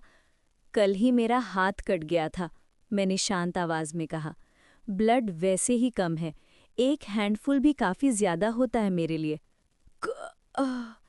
जॉन म्योंग हुन ने होंठ डांट लिया और गहरी सांस ली। फनी आदमी है, एक हफ्ते बाद मुझे फॉक्स को बेचने वाला है, बस इसलिए चिढ़ रहा है क्योंकि मैंने उसे सैक्रिफाइस कर दिया। वैसे भी वो मेरा कुछ बिगाड़ नहीं सकता। कल की बात तो वैसे भी उससे मिलना नहीं है, तो जब तक मौका है थोड़ा और जॉन म्योंग हुन को परेशान कर लेना चाहिए। इस तरह इस जंगल में गिरने के 3 दिन बीत चुके थे। हुश हुश। आज सुबह से ही हवा काफ़ी तेज चल रही थी। JAP JAP. हवा के साथ साथ एटमॉस्फेयर भी अजीब तरह से अनस्टेबल लग रहा था। मैं मुस्कुराया और सुबह सुबह जॉन म्योंग हुन को जगा दिया। मिस्टर जॉन म्योंग हुन, चलो सुबह अर्ब्स तोड़ने चलते हैं। सुबह सुबह ही? आज जल्दी करो। ठीक है। मैं उसे जंगल के अंदर ले गया अर्ब्स ढूंढते हुए। थोड़ी देर बाद, ओह, मिल गया। ये अच्छा अर्ब है। हाँ बिल्कुल, दिखने में तो जिनसिंग जैसा लग रहा है। जॉन म्योंग हुन उस वाइल्ड जिनसिंग जैसे प्लांट को देखकर लार निगलने लगा। वो असल में येलो बैम्बू रूट था। ज्यादा रेयर नहीं होता, पर इस बार उसका साइज नॉर्मल से बिल्कुल अलग था। आमतौर पर छोटी उंगली जितना होता है, लेकिन ये मेरे फोरआर्म जितना मोटा हो चुका था। ये तो कमाल है, इतना बड़ा वाइल्ड जिनसिंग यूं ही खोदना ठीक है क्या? वो काफ़ी एक्साइटेड लग रहा था और मैं चुपचाप अंदर ही अंदर हंस रहा था। फ्यूचर में तुम्हें ये खाने का मौका भी नहीं मिलेगा। जो yellow bamboo roots Jeon Myung Hoon खुद खोद रहा था, उनमें से एक भी वो कभी नहीं खा पाएगा। कल्टीवेटर्स के लिए ये सिर्फ लो ग्रेड मॉर्टल अर्ब होता है। हाँ, मार्शल आर्टिस्ट्स के लिए इंटरनल एनर्जी बढ़ाने में काम आता है। बाद में डायरेक्टर किम को दे दूंगा। बाद में ट्राई कर लेना, अभी इन्हें यहाँ रखो। मैंने अपने कपड़े फाड़कर बनाई हुई पाउच उसे दी। जॉन म्योंग हुन ने ध्यान से अर्ब्स उसमें डाल दिए। चलो अब वापस चलते हैं। हम केव में लौट आए। मैंने जॉन म्योंग हुन से आग जलवाने को कहा और हम बैठ गए। मैं चुपचाप आसमान की तरफ देख रहा था। क्वांग क्वाक ग्वांग। अचानक एक चमक हुई। आसमान में कुछ टकरा गया, काली, सुनहरी और सफ़ेद रोशनियां, जैसे कोई भयानक कोलिजन। और तब जॉन म्योंग हुन ने खून उगला और गिर पड़ा। आह आक! डेप्यूटी मैनेजर कांगमिनी ही भी चीखी और गिर पड़ी। उसकी चीख बिल्कुल किसी भूत की हाउल जैसी गूंजी। चीफ ओ ह्योन सक भी अपना सीना पकड़कर गिर गया। आ गया वक्त। थोड़ी देर बाद पैट! केव के ऊपर से 3 रोशनी के गोले नीचे उतरे। वाओ, कमाल है। उन अनोइंग लोगों से टकराते हुए ऐसे जेम्स मिल जाएंगे सोचा भी नहीं था। चुप रहो ब्यखो, ये सब मेरे हैं। कितनी बेशर्मी है ह्योगवॉक। रोशनी से एक सुनहरी रोब पहनी मिडिल एज्ड आदमी, एक काली रोब में कोई जिसका जेंडर समझना मुश्किल था, और एक नीली आर्मर में कोई जायंट बाहर आया। यू कौन हो आप लोग? डायरेक्टर किम ने कांपती आवाज में पूछा, पर उन्होंने सिर्फ एक नज़र डाली और इग्नोर कर दिया। स्पिरिचुअल रूट्स नहीं, बिल्कुल नॉर्मल मॉर्टल्स। मेरे ट्रेजर्स के काम नहीं। उनकी नज़र हम सब पर भिरी। पर ये 3 स्पिरिचुअल रूट्स रखते हैं। अजीब है, ट्रेनिंग के बिना असेंशन पाथ तक कैसे आ गए? लगता है फॉक्स ने इनमें से किसी को फंसाया था। इंजरी देखकर लगता है खुद को ऑफर किया। काफी हिम्मत है एक मॉर्टल के लिए। क्वांग! नीली आर्मर वाले जायंट ने जमीन पर पांव मारा। नीला टर्कवाइज लाइट फैल गया। जब वो लाइट मेरी बॉडी से गुजरी, मेरा हाथ जो कटा था दोबारा उग गया आसमानी नीली रोशनी में। थैंक यू, मैं झुककर बो किया। जायंट जोर से हंसा। इतना फॉर्मल होने की जरूरत नहीं। कल्टीवेटर के लिए मॉर्टल का ब्लड एसेंस रिस्टोर करना आसान होता है। वैसे भी क्लिक, उसने हवा में हाथ झटका। मेरा बॉडी पीछे धकेला गया और जॉन म्योंग हुन, चीफ ओ ह्योन सक और डेप्यूटी मैनेजर कांग मिनी ही आगे खींच लिए गए। ये 3 स्पिरिचुअल रूट्स रखते हैं। चलो देखते हैं कौन सबसे वर्दी है। गोल्डन रोब वाला आगे बढ़ा। उसके हाथ के ऊपर एक सुनहरी तलवार तैरने लगी। वूम! पजीजिक! आसमान से गोल्डन लाइटनिंग गिरी। जॉन म्योंग हुन फिर खून उगलकर गिर पड़ा। जैसे सोचा था, हेवनली गोल्डन थंडर बॉडी। कमाल है। हटो, अब मेरी बारी। काली रोब वाली फिगर ने उसे धक्का दिया और एक ब्लैक पीपा निकाली। टूंग! जैसे ही स्ट्रिंग छेड़ी, डेप्यूटी मैनेजर कांग मिनी ही ने सर पकड़ लिया। आक! उसकी चीख फिर से भूत जैसी गूंजी। काली रोब वाली फिगर मुस्कुराई। गोस्टली यिन ट्रांसफॉर्मिंग इंसान रूट सच में एग्जिस्ट करती है। हाँ, हे, मुझे पता था जो महसूस हुआ वो गलत नहीं। नीली आर्मर वाला जायंट आगे बढ़ा। चीफ ओ के पास आकर उसने शांत तरीके से नाड़ी पकड़ी। क्या कर रहे हो आप लोग? थोड़ी देर बाद, एक यूनिक होली बॉडी, ये कैसे हो सकता है? इम्पॉसिबल! कुछ पल बाद तीनों कल्टिवेटर्स शांत हुए और बोले, आप कल्टिवेशन के पाथ पर चलना चाहोगे? गोल्डन रोब वाला जॉन म्योंग हुन से नरमी से बोला। हर एक के पास दुनिया उलट देने की क्षमता है। इस टैलेंट को बर्बाद करना पाप होगा। काली रोब वाली फिगर कांग मिनी ही को घूरती रही। अमर होने का मौका, आसमान और जमीन को पलट देने की ताकत, दौलत, शान, सब कुछ। मेरे साथ आओ, 100 साल में सब मिलेगा। नीली आर्मर वाला जायंट चीफ ओ के पास आ गया, उसका कंधा मसलते हुए। मैं हूँ golden divine heavenly thunder sect का ग्रैंड मास्टर जिन ब्यखो। तुम तीनों मेरी सेक्ट ज्वाइन करोगे? हाँ, कितनी लालच है। ब्लैक गोस्ट वैली में कोई कमी नहीं। मैं हूँ white bone ghost devil Elder council का ग्रैंड एल्डर। मेरे साथ आओ, मैक्सिमम ग्रोथ मिलेगी। उन दोनों की जरूरत मुझे नहीं, सिर्फ तुम, यूनिक होली बॉडी। मैं हूँ हेवन क्रिएशन सेक्ट का 4th जनरेशन सेक्ट लीडर ली चैंग हो। चाहो तो पूरी सेक्ट तुम्हें दे दूं। बाकी दोनों भी आ सकते हो, डायरेक्ट डिसाइपल्स बनेंगे। सुनने में चॉइस लग रहा था, पर असल में ये मौत के बराबर धमकी थी। नीली आर्मर वाला चैंग हो अस आई बहक हा लगभग चीफ ओ का कंधा तोड़ रहा था और black ghost devil deputy manager Kang मिनी ही के साथ आंखों से कुछ और ही कर रहा था। डेप्यूटी मैनेजर कांग मिन ही की आंखों की रोशनी धीरे धीरे बुझ रही थी और जिन ब्यक हो वो बिना हाथ उठाए ही जन म्योंग हुन पर एक ऐसी प्रेशर डाल रहा था जैसे अगर उसने उसे चूज नहीं किया तो वहीं जान ले लेगा। कुछ देर बाद जन म्योंग हुन, चीफ ओ ह्योन सॉक और डेप्यूटी मैनेजर कांग मिन ही तीनों को मजबूरन 3 अलग-अलग कल्टीवेशन सेक्ट्स ज्वाइन करना पड़ा। वेलकम टू द सेक्ट, हा हा हा। वैली के एल्डर्स तुम्हारा अच्छा ख्याल रखेंगे। आ मेरे शिष्य, चलो। 3 कल्टीवेटर्स उन तीनों को लेकर उड़ने ही वाले थे। तभी जो सब कुछ स्टन होके देख रहा था, डायरेक्टर किम अचानक होश में आया और भागते हुए आगे निकला। रुको, 1 मिनट, प्लीज, क्या आप लोग हमें इस जंगल से बाहर निकाल सकते हो? अगर यहीं रहे तो हम सब मर जाएंगे। तुम इतना घबरा रहे हो क्योंकि तुम मॉर्टल्स हो? उस फॉक्स की वजह से? चिंता मत करो। नीली आमर पहने जायंट चैंग हो हंस के बोला, हम असेंशन पाथ में आते वक्त सारे डीमंस और मॉन्स्टर्स मार चुके हैं। अब बस उस फॉक्स को पकड़ना है। अगले 10 साल तक असेंशन पाथ बिल्कुल सेफ रहेगा। नहीं, इधर देखिए, सेक्शन चीफ जन, chief Oh, deputy manager Kong, कुछ बोलो, हमें ये भी नहीं पता कैसे बाहर जाना है। रियलिटी में जन म्योंग हून पहले ही जिन ब्यक हो के हाथ एक गोल्डन बॉटल के अंदर बंद हो चुका था, बिल्कुल पोकेमॉन जैसे। डेप्यूटी मैनेजर कांग मिन ही पूरी तरह वाइट बोन घोस्ट डेविल के हिप्नोसिस में थी, और चैंग हो चीफ ओ ह्योन सॉक की बातों को हंस के टाल रहा था, बिल्कुल अनइंटरेस्टेड। 50 साल पहले भी ऐसा ही था। वो तीन उतने ही इर्रिस्पॉन्सिबल, उतने ही पागल। हम जितना चिल्लाएं उन्होंने पलट के भी नहीं देखा, जैसे हम कीड़े मकोड़े हों। आखिर मैंने चिल्लाना छोड़ दिया और अपनी रीस्टोर्ड आर्म को छुआ। कम से कम हाथ तो वापस मिल गया। मैंने मन ही मन सर चैंग हो को थैंक किया। डायरेक्टर किम गला फाड़ फाड़ के चिल्लाता रहा जब तक तीनों रोशनी के गोले आसमान में गायब नहीं हो गए। कमीने! आखिर वो वहीं गिर पड़ा। अब हम क्या करें इस जंगल में? अब सिर्फ 4 लोग बचे थे। मैं, डायरेक्टर किम यन हुन, डेप्यूटी मैनेजर ओ hyun से और मैनेजर किम यन।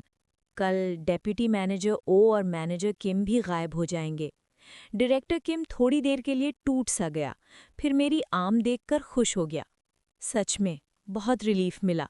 हाँ, और चैंग हो ने कहा था ना, फॉक्स को भी पकड़ लेगा, अगर बस जिंदा रह पाएं तो शायद। समझ गया। जब डेप्यूटी मैनेजर से का हाथ कटा था, मुझे लगा मैं पागल हो जाऊंगा, और अब 3 कॉलीग्स का यूं गायब हो जाना। डेप्यूटी मैनेजर, ये सच में लक है। हम लोग न रो पा रहे थे न हंस पा रहे थे।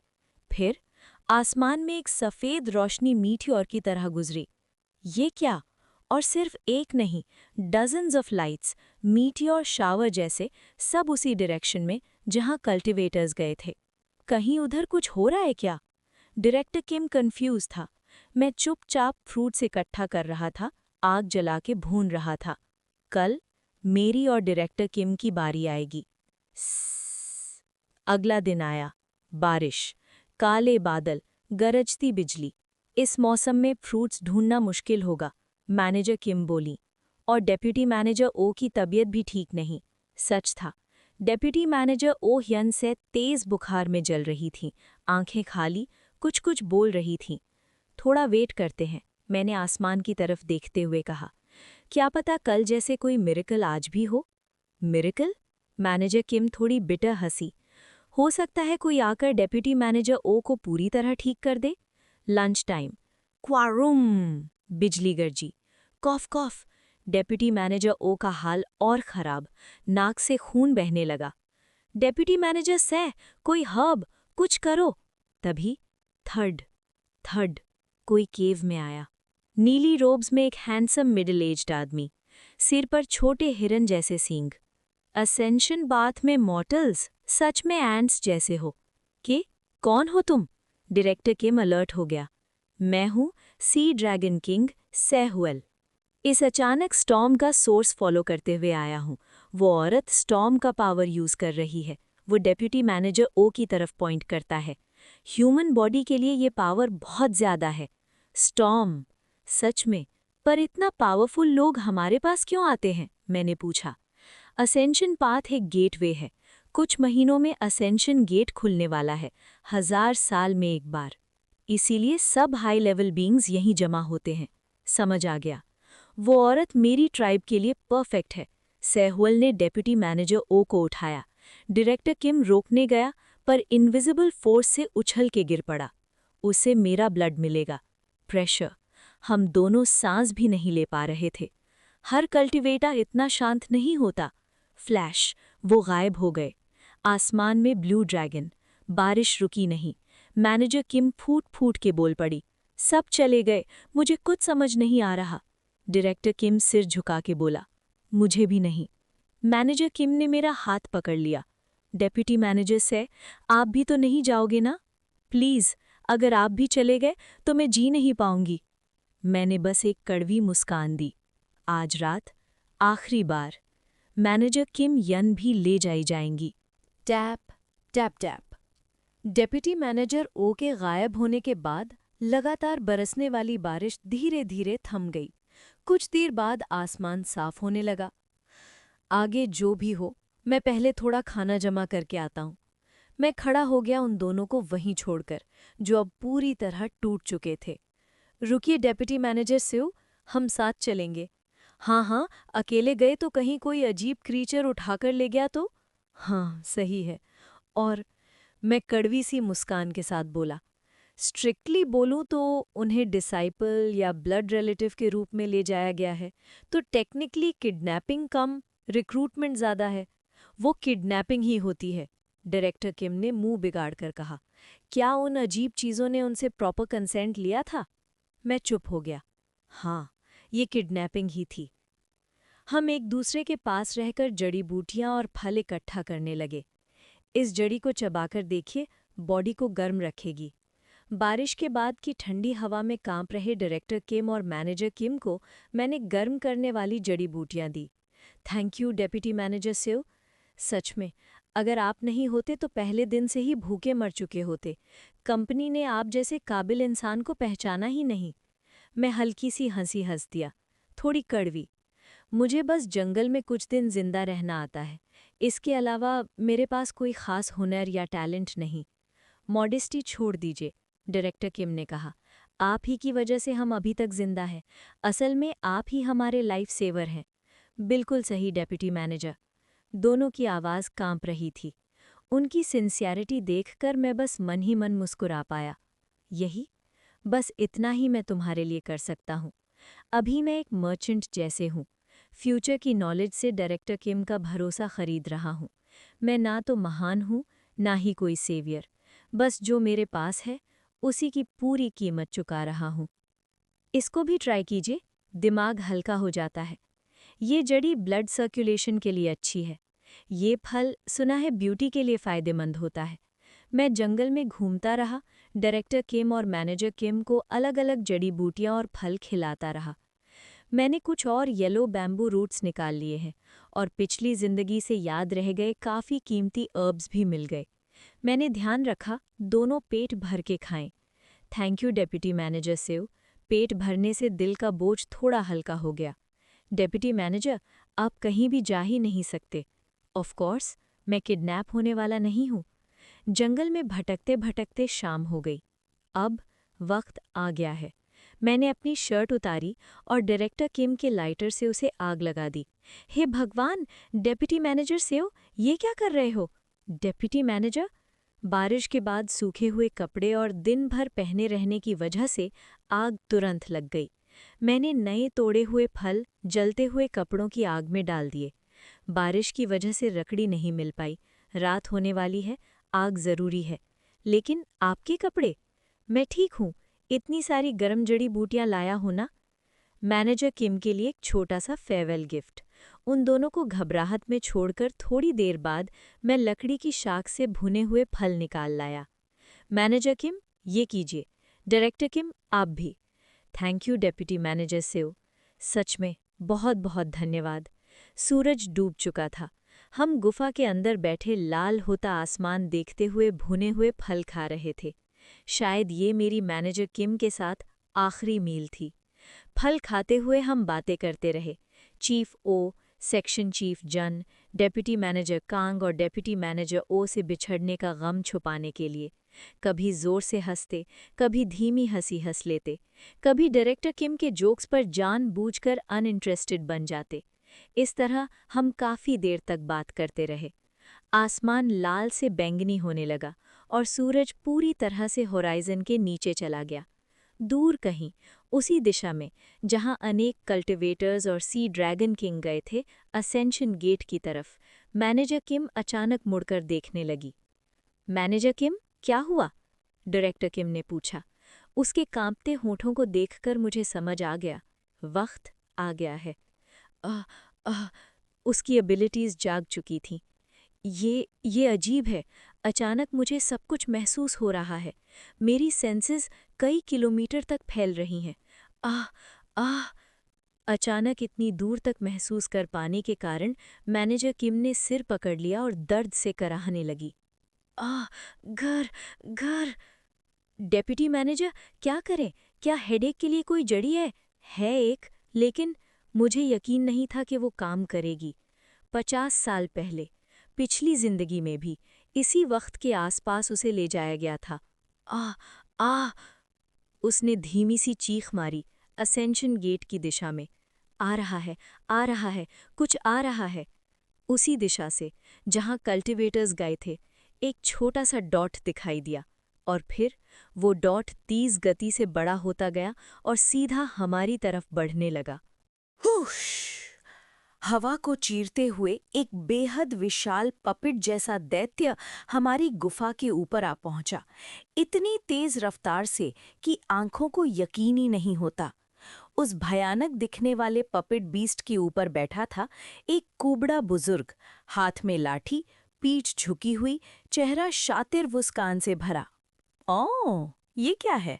साधारण इंसान, बिना स्पिरिचुअल रूट्स के मॉर्टल्स यहाँ असेंशन पाथ के आउटस्कर्ट्स तक कैसे पहुंच गए? समझ गया। असेंशन गेट के खुलने का समय होगा, जब आसपास का स्पेस अनस्टेबल हो जाता है। लगता है ये लोग किसी स्पेशल स्टॉर्म में फंस गए। वाह वाह, मैं सच में एक जीनियस हूँ। इतनी बड़ी पहेली एक पल में सुलझा दी। कुबड़े बुजुर्ग ने खुद की तारीफ करते हुए थोड़ी देर तक हंसी की, फिर हमारी तरफ देखा। वैसे अभी अभी इतनी भयानक कॉन्शियसनेस किसने छोड़ी थी? मुझे तो लगा अपर रेल्म का कोई महा इमॉर्टल उतर आया हो। क्या वो वही है? एक पल में बुजुर्ग पपेट से नीचे कूद गया और सीधा मैनेजर किम यॉन के पास पहुंच गया, जो तेज सिरदर्द से करहा रही थी। तुम कौन हो? मैनेजर किम यॉन हमारी कलीग है। डायरेक्टर किम ने हिम्मत जुटाकर उसका रास्ता रोका, पर सिर्फ थोड़ी सी ठुड्डी हिलाने से कुबड़े बुजुर्ग ने डायरेक्टर किम को हवा में उछाल दिया। मैं दौड़कर आगे बढ़ा और उसे पकड़ लिया। मेरी पीठ घिस गई, लेकिन किसी तरह डायरेक्टर किम को संभाल लिया। डेप्यूटी मैनेजर स्योर, धन्यवाद। तुम ठीक हो? तुम्हारी पीठ? मैं ठीक हूँ। तब तक कुबड़ा बुजुर्ग मैनेजर किम यॉन के बिल्कुल पास आ चुका था। इंटरेस्टिंग, वाकई बहुत इंटरेस्टिंग। एक आम इंसान की कॉन्शियसनेस अपने दिमाग से आगे नहीं जाती, लेकिन इस लड़की की कॉन्शियसनेस ये तो धागों की तरह हर दिशा में फैल रही है, इतनी विशाल कि मैंने इसे अपर रेल्म के इमॉर्टल का प्रेजेंस समझ लिया। कुबड़े बुजुर्ग ने हंसते हुए मैनेजर किम यॉन की ठुड्डी उठा ली। बच्ची, मैं तुम्हें अपने शरण में लूंगा। तुम्हारे पास स्पिरिचुअल रूट्स नहीं हो सकते, पर मेरी क्षमता के साथ मैं उन्हें पूरी तरह जगा सकता हूँ। मुझे देखना है जब इतनी अजीब कॉन्शियसनेस एक कल्टिवेटर की डिवाइन कॉन्शियसनेस बनेगी तो कैसा परिणाम निकलेगा। मैनेजर किम यॉन की आंखें कांप उठी। उसने हमारी तरफ देखा। Director, deputy manager. मैं तुम्हें लेने को तैयार हूं, फिर भी तुम इन दुनियावी रिश्तों से चिपकी हो। आंखों से मोटी मोटी आंसू बहने लगे। सिर्फ कुछ दिन पहले ही इस दुनिया में आते ही उसके कलीग्स अलग हो गए थे। अब फिर से हमसे बिछड़ने का ख्याल उसे डरा रहा था।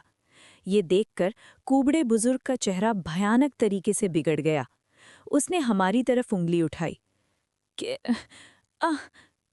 डायरेक्टर किम और मैं दोनों चीखकर जमीन पर गिर पड़े। सीने पर ऐसा बोझ पड़ा जैसे दिल फट जाएगा।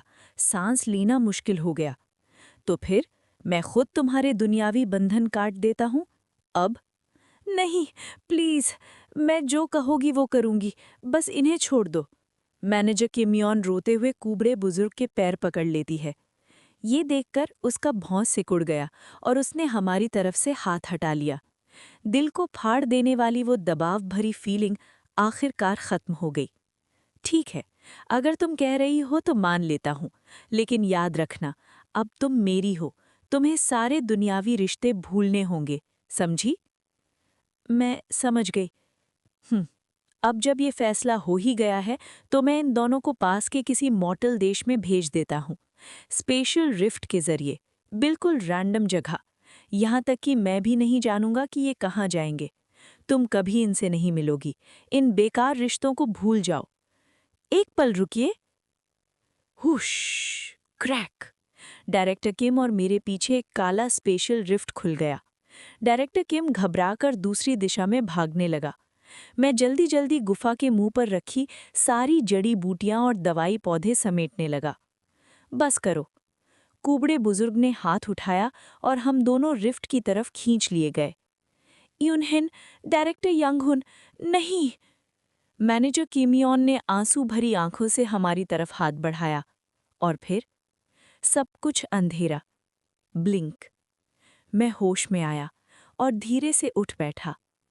ये जगह कौन सी है? मैं 50 साल पुरानी यादें याद करता हूँ।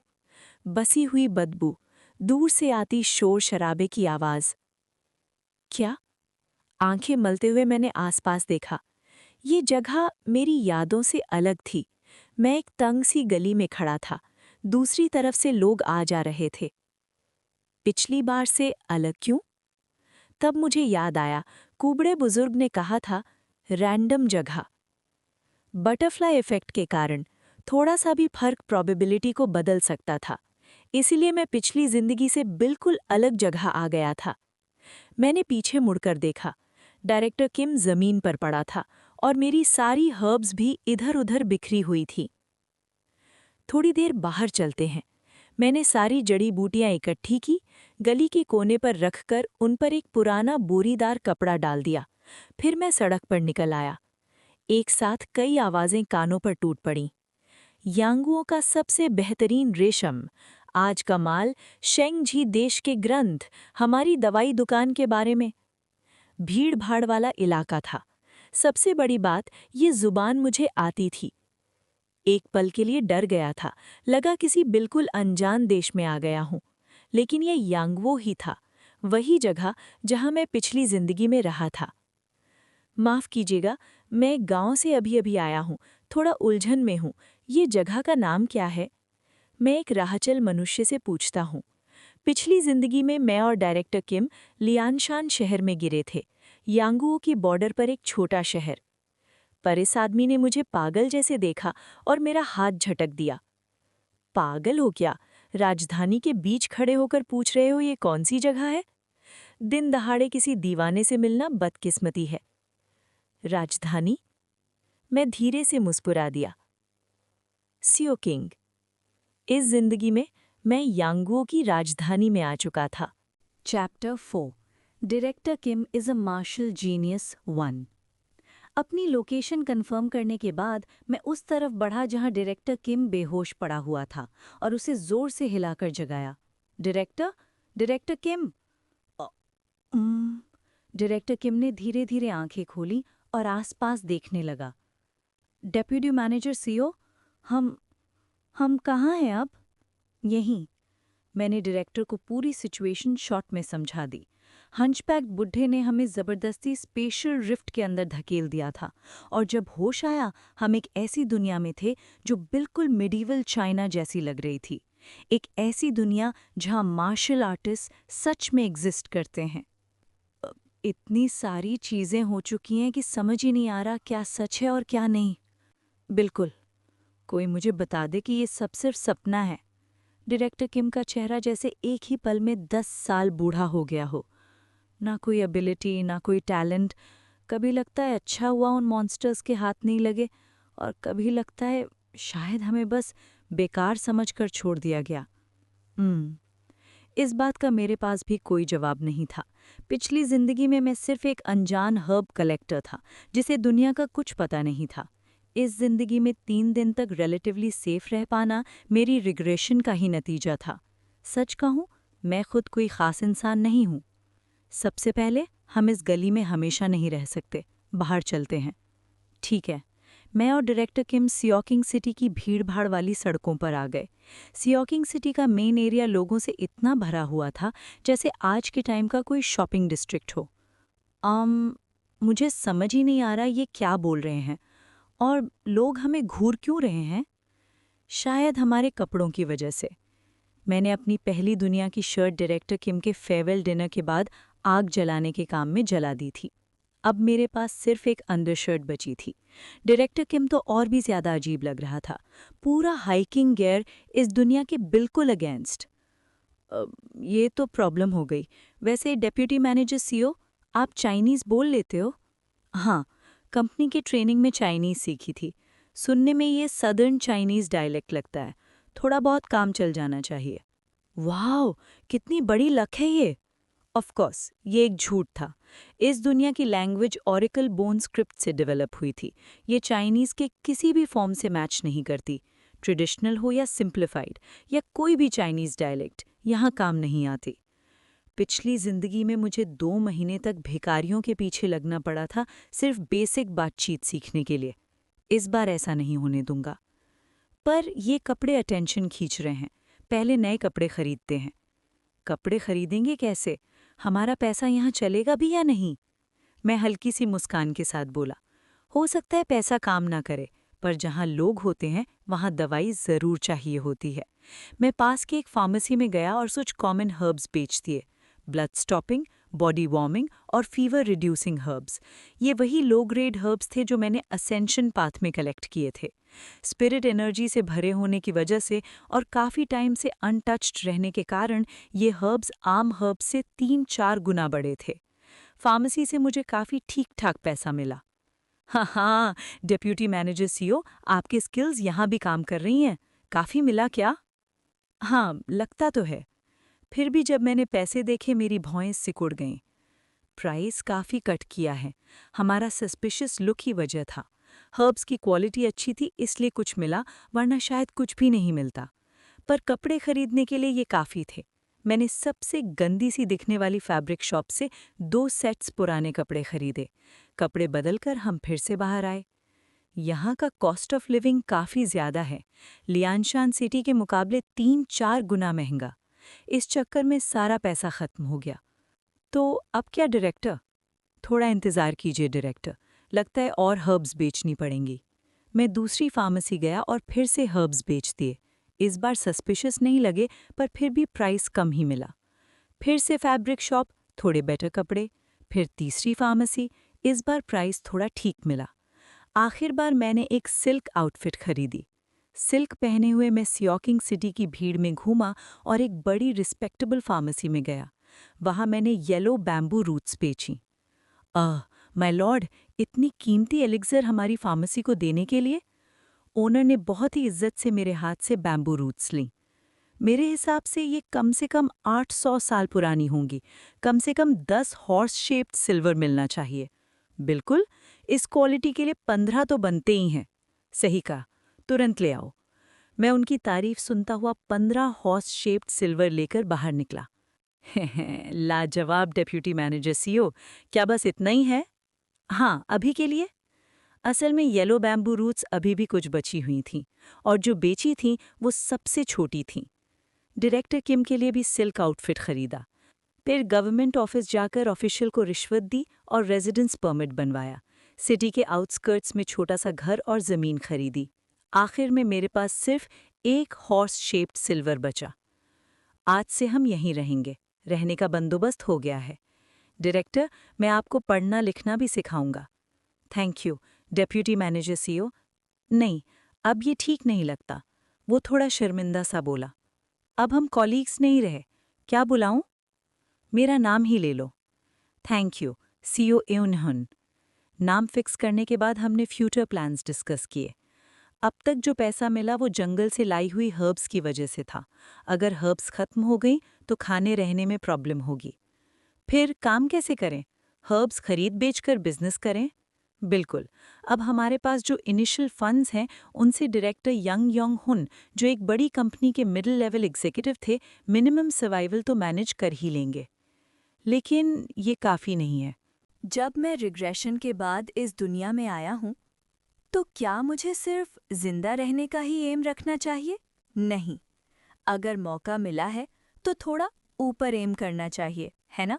इस दुनिया में पैसा हो तो ऐसा कुछ नहीं जो सॉल्व ना हो सके। पर हाँ, उससे पहले तुम्हें लैंग्वेज और कैरेक्टर सीखने पड़ेंगे। अगले 3 महीने मैं डायरेक्टर किम को इस दुनिया की लैंग्वेज और लिखावट सिखाता रहा, और हम एक और रेयर अर्ब बेचकर खर्च चलाते रहे। वो अपने कॉलीग से बिछड़ने के दुख को पढ़ाई में पूरी जान लगाकर भूलने की कोशिश कर रहा था। इसी दौरान मैंने उसे एक ब्रीदिंग टेक्निक भी सिखाई, Cheonji heart method. Heaven earth heart method, एक third rate internal martial art जो ज़्यादातर हेल्थ एक्सरसाइज के लिए यूज़ होती है। 3 महीने बाद एओनह्यन आजकल अजीब सा लगता है, लोअर अब्डोमेन में जैसे कोई झंझनाहट सी होती है। घर पर सिर्फ बैठा रहता हूँ, फिर भी अंदर से एनर्जी फूट पड़ती है। अमेजिंग! मैंने तुरंत समझ लिया, उसकी प्रोग्रेस एक्स्ट्रा ऑर्डिनरी है। चौंची हार्ट मेथड का मेन फोकस इंटरनल एनर्जी जमा करना नहीं होता, बल्कि दांतियान में की को महसूस करना होता है। आम लोगों को की फील करने में कम से कम 8 महीने लग जाते हैं। डायरेक्टर किम ने सिर्फ 3 महीने में कर लिया। उसने चौंची हार्ट मेथड मास्टर कर लिया। साथ ही मेरे दिल में थोड़ी सी खुद से शर्म भी उतरी। मुझे वही की महसूस करने में 13 महीने लगे थे। मतलब थर्ड रेट मार्शल आर्ट्स तक डिफरेंस सिर्फ 4 गुना था। पर जैसे जैसे हम हायर लेवल मार्शल आर्ट्स पर जाएंगे, टैलेंट का गैप खौफनाक हो जाएगा। अच्छा, अब जब लैंग्वेज और लिखावट ठीक हो रही है, तो किसी सेक्ट को ज्वाइन करने का टाइम आ गया है। चलो, डायरेक्टर किम हंस पड़ा। अब असली मार्शल आर्ट सीखेंगे। पिछले 3 महीनों में मैंने स्योकिंग सिटी के सभी मार्शल सेक्ट्स का रिसर्च कर लिया था। स्योकिंग सिटी की 7 बड़ी सेक्ट्स हैं: demon slaying, self binding, surpassing bird house, 7 mysteries gate, wolf gang bang, dark night association, dragon fighting stronghold. मैंने एक एक करके समझाया। Demon slaying, self binding, surpassing bird house और 7 मिस्ट्रीज गेट, ये सब राइटियस सेक्ट्स थे। Wolf gang bang, dark night association और ड्रैगन फाइटिंग स्ट्रॉन्गहोल्ड, ये सब अनऑर्थोडॉक्स फोर्सेस। साथ मिलकर 4 स्टार्स 3 डीमंस कहलाते थे। डीमन स्लेइंग, स्वॉर्ड और blade techniques. Self binding, Buddhist religious sect. Surpassing bird house, information network, how moon जैसा। 7 मिस्ट्रीज गेट, पुरानी हिस्ट्री और mixed martial arts. Wolf gang bang, practical brutal fighting. Dark night association, stealth और assassination. Dragon fighting stronghold, pure hand to hand combat. Director, मैंने पूछा, कौन सी sect सबसे ज़्यादा पसंद आ रही है? टैलेंट के हिसाब से कहीं भी जाता, वो चमक ही जाता।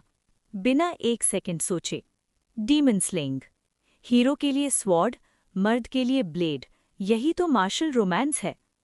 बिल्कुल पिछली जिंदगी जैसा। उसकी पहली मार्शल आर्ट चॉइस फिर से वही थी। परफेक्ट। ग्रेटेस्ट स्वॉर्डमैन का दूसरा जन्म शुरू हो चुका था। हम दोनों डीमन स्लेइंग सेक्ट की तरफ निकल पड़े। सेक्ट का मेन ब्रांच स्योकिंग सिटी की ईस्ट में था। कंपाउंड के अंदर से प्रैक्टिस शाउट्स गूंज रहे थे। गेट पर 2 वॉरियर्स स्वॉर्ड और ब्लेड के साथ खड़े थे। रुको, यहाँ कैसे आए? उनकी नज़र हमारे सिल्क कपड़ों पर गई। ये मेरे बड़े भाई हैं, मैंने कामली कहा। डीमन स्लेइंग सेक्ट का नाम सुनकर मार्शल आर्ट सीखने आए हैं। गेटकीपर ने डायरेक्टर किम को देखा। हाफ बाल्ड, थोड़ा मोटा, मिडिल एज्ड आदमी। माफ़ कीजिएगा, इस उम्र में मार्शल आर्ट सीखना मुश्किल होता है। हाँ, मैंने मुस्कुराते हुए कहा। बेसिक सेल्फ डिफेंस भी मिल जाए तो काफ़ी है। 3 महीने बाद ये लोग खुद भीख मांगेंगे कि एडवांस्ड मार्शल आर्ट सिखाओ। गेट कीपर्स ने एक दूसरे को देखा, सांस भरी और गेट खोल दिया।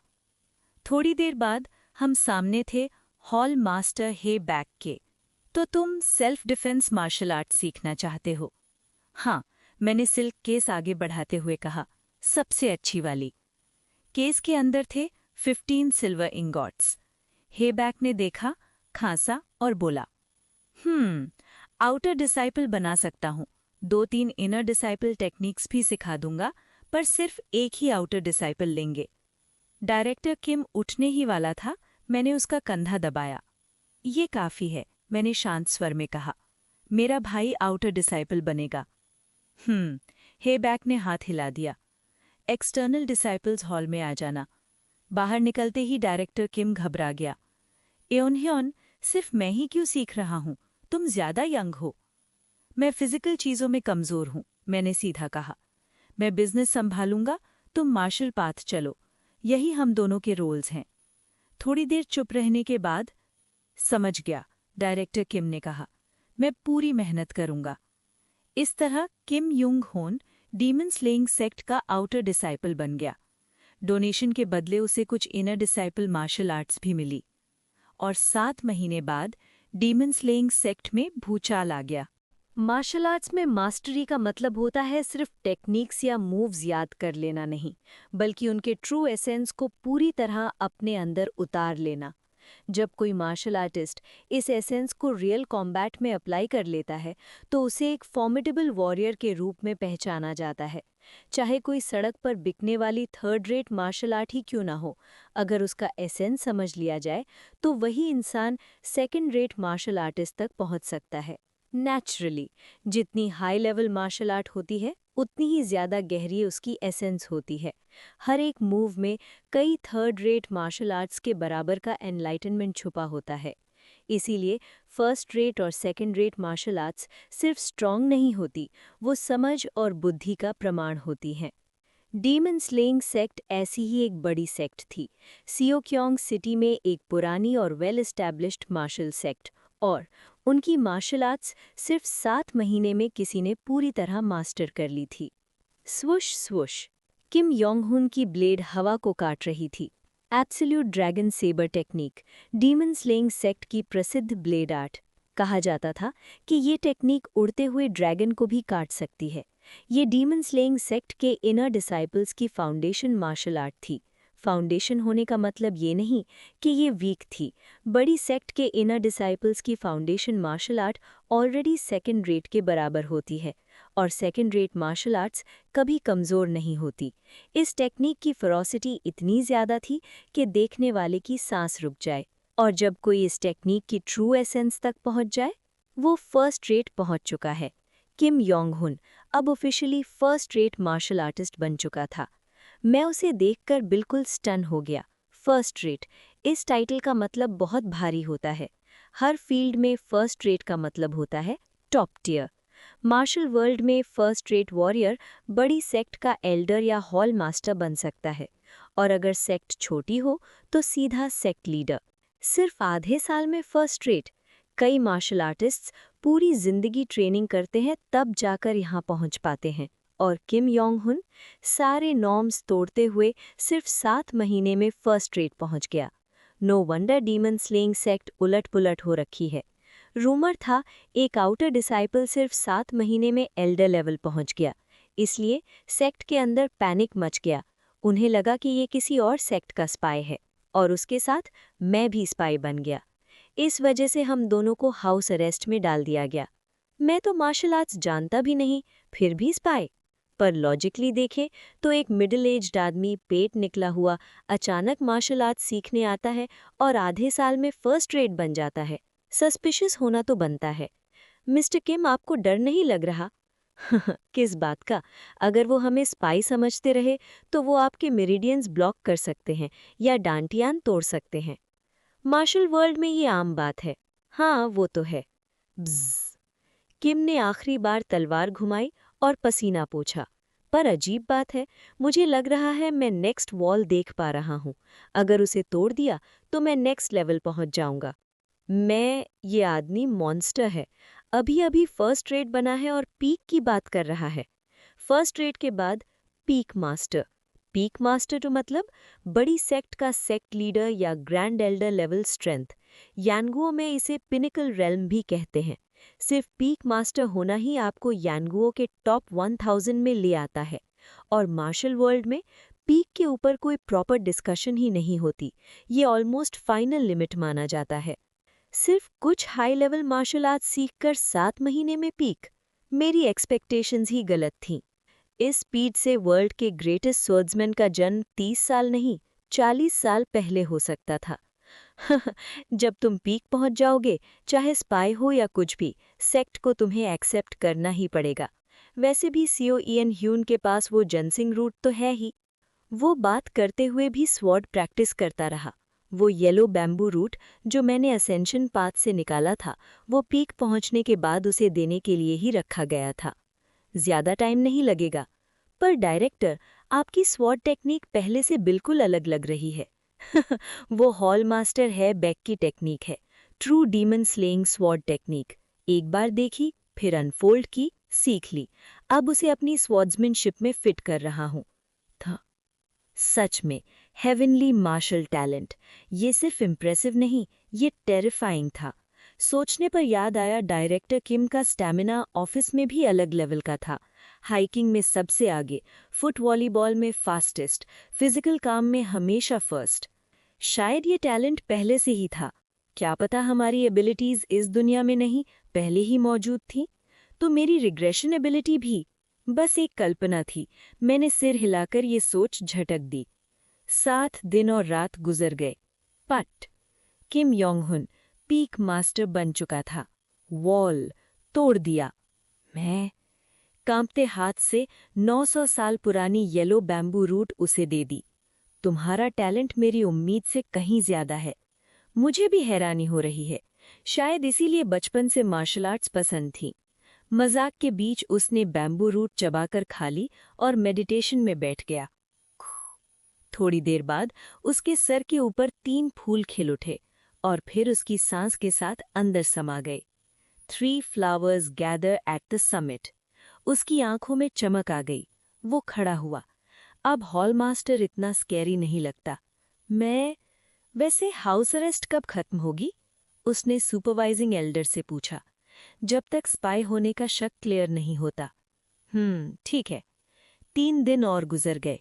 फिर सेक्ट के लोग आए। आदेश सुना जाए। डीमन हॉल के हॉल मास्टर का हुक्म। यून योंग हुन, क्योंकि यानगुओ में किम सरनेम नहीं होता, दूसरी सेक्ट का स्पाई है।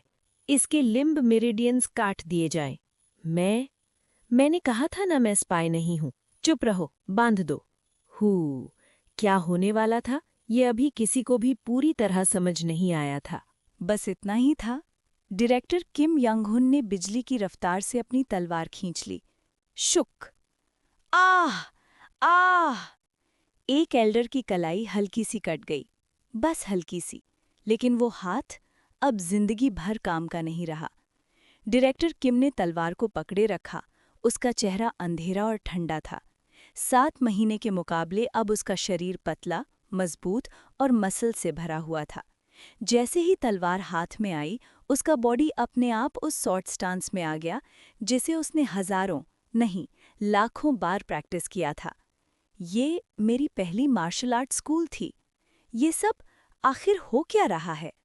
2 घमियाए हुए एल्डर्स एक साथ उस पर झपटे, लेकिन किम यांग-हुन की तलवार आंखों से भी तेज थी। शुक शुक, सिर्फ हल्की सी मूवमेंट और दोनों एल्डर्स की कलाइयां कट चुकी थीं। ओह! थड!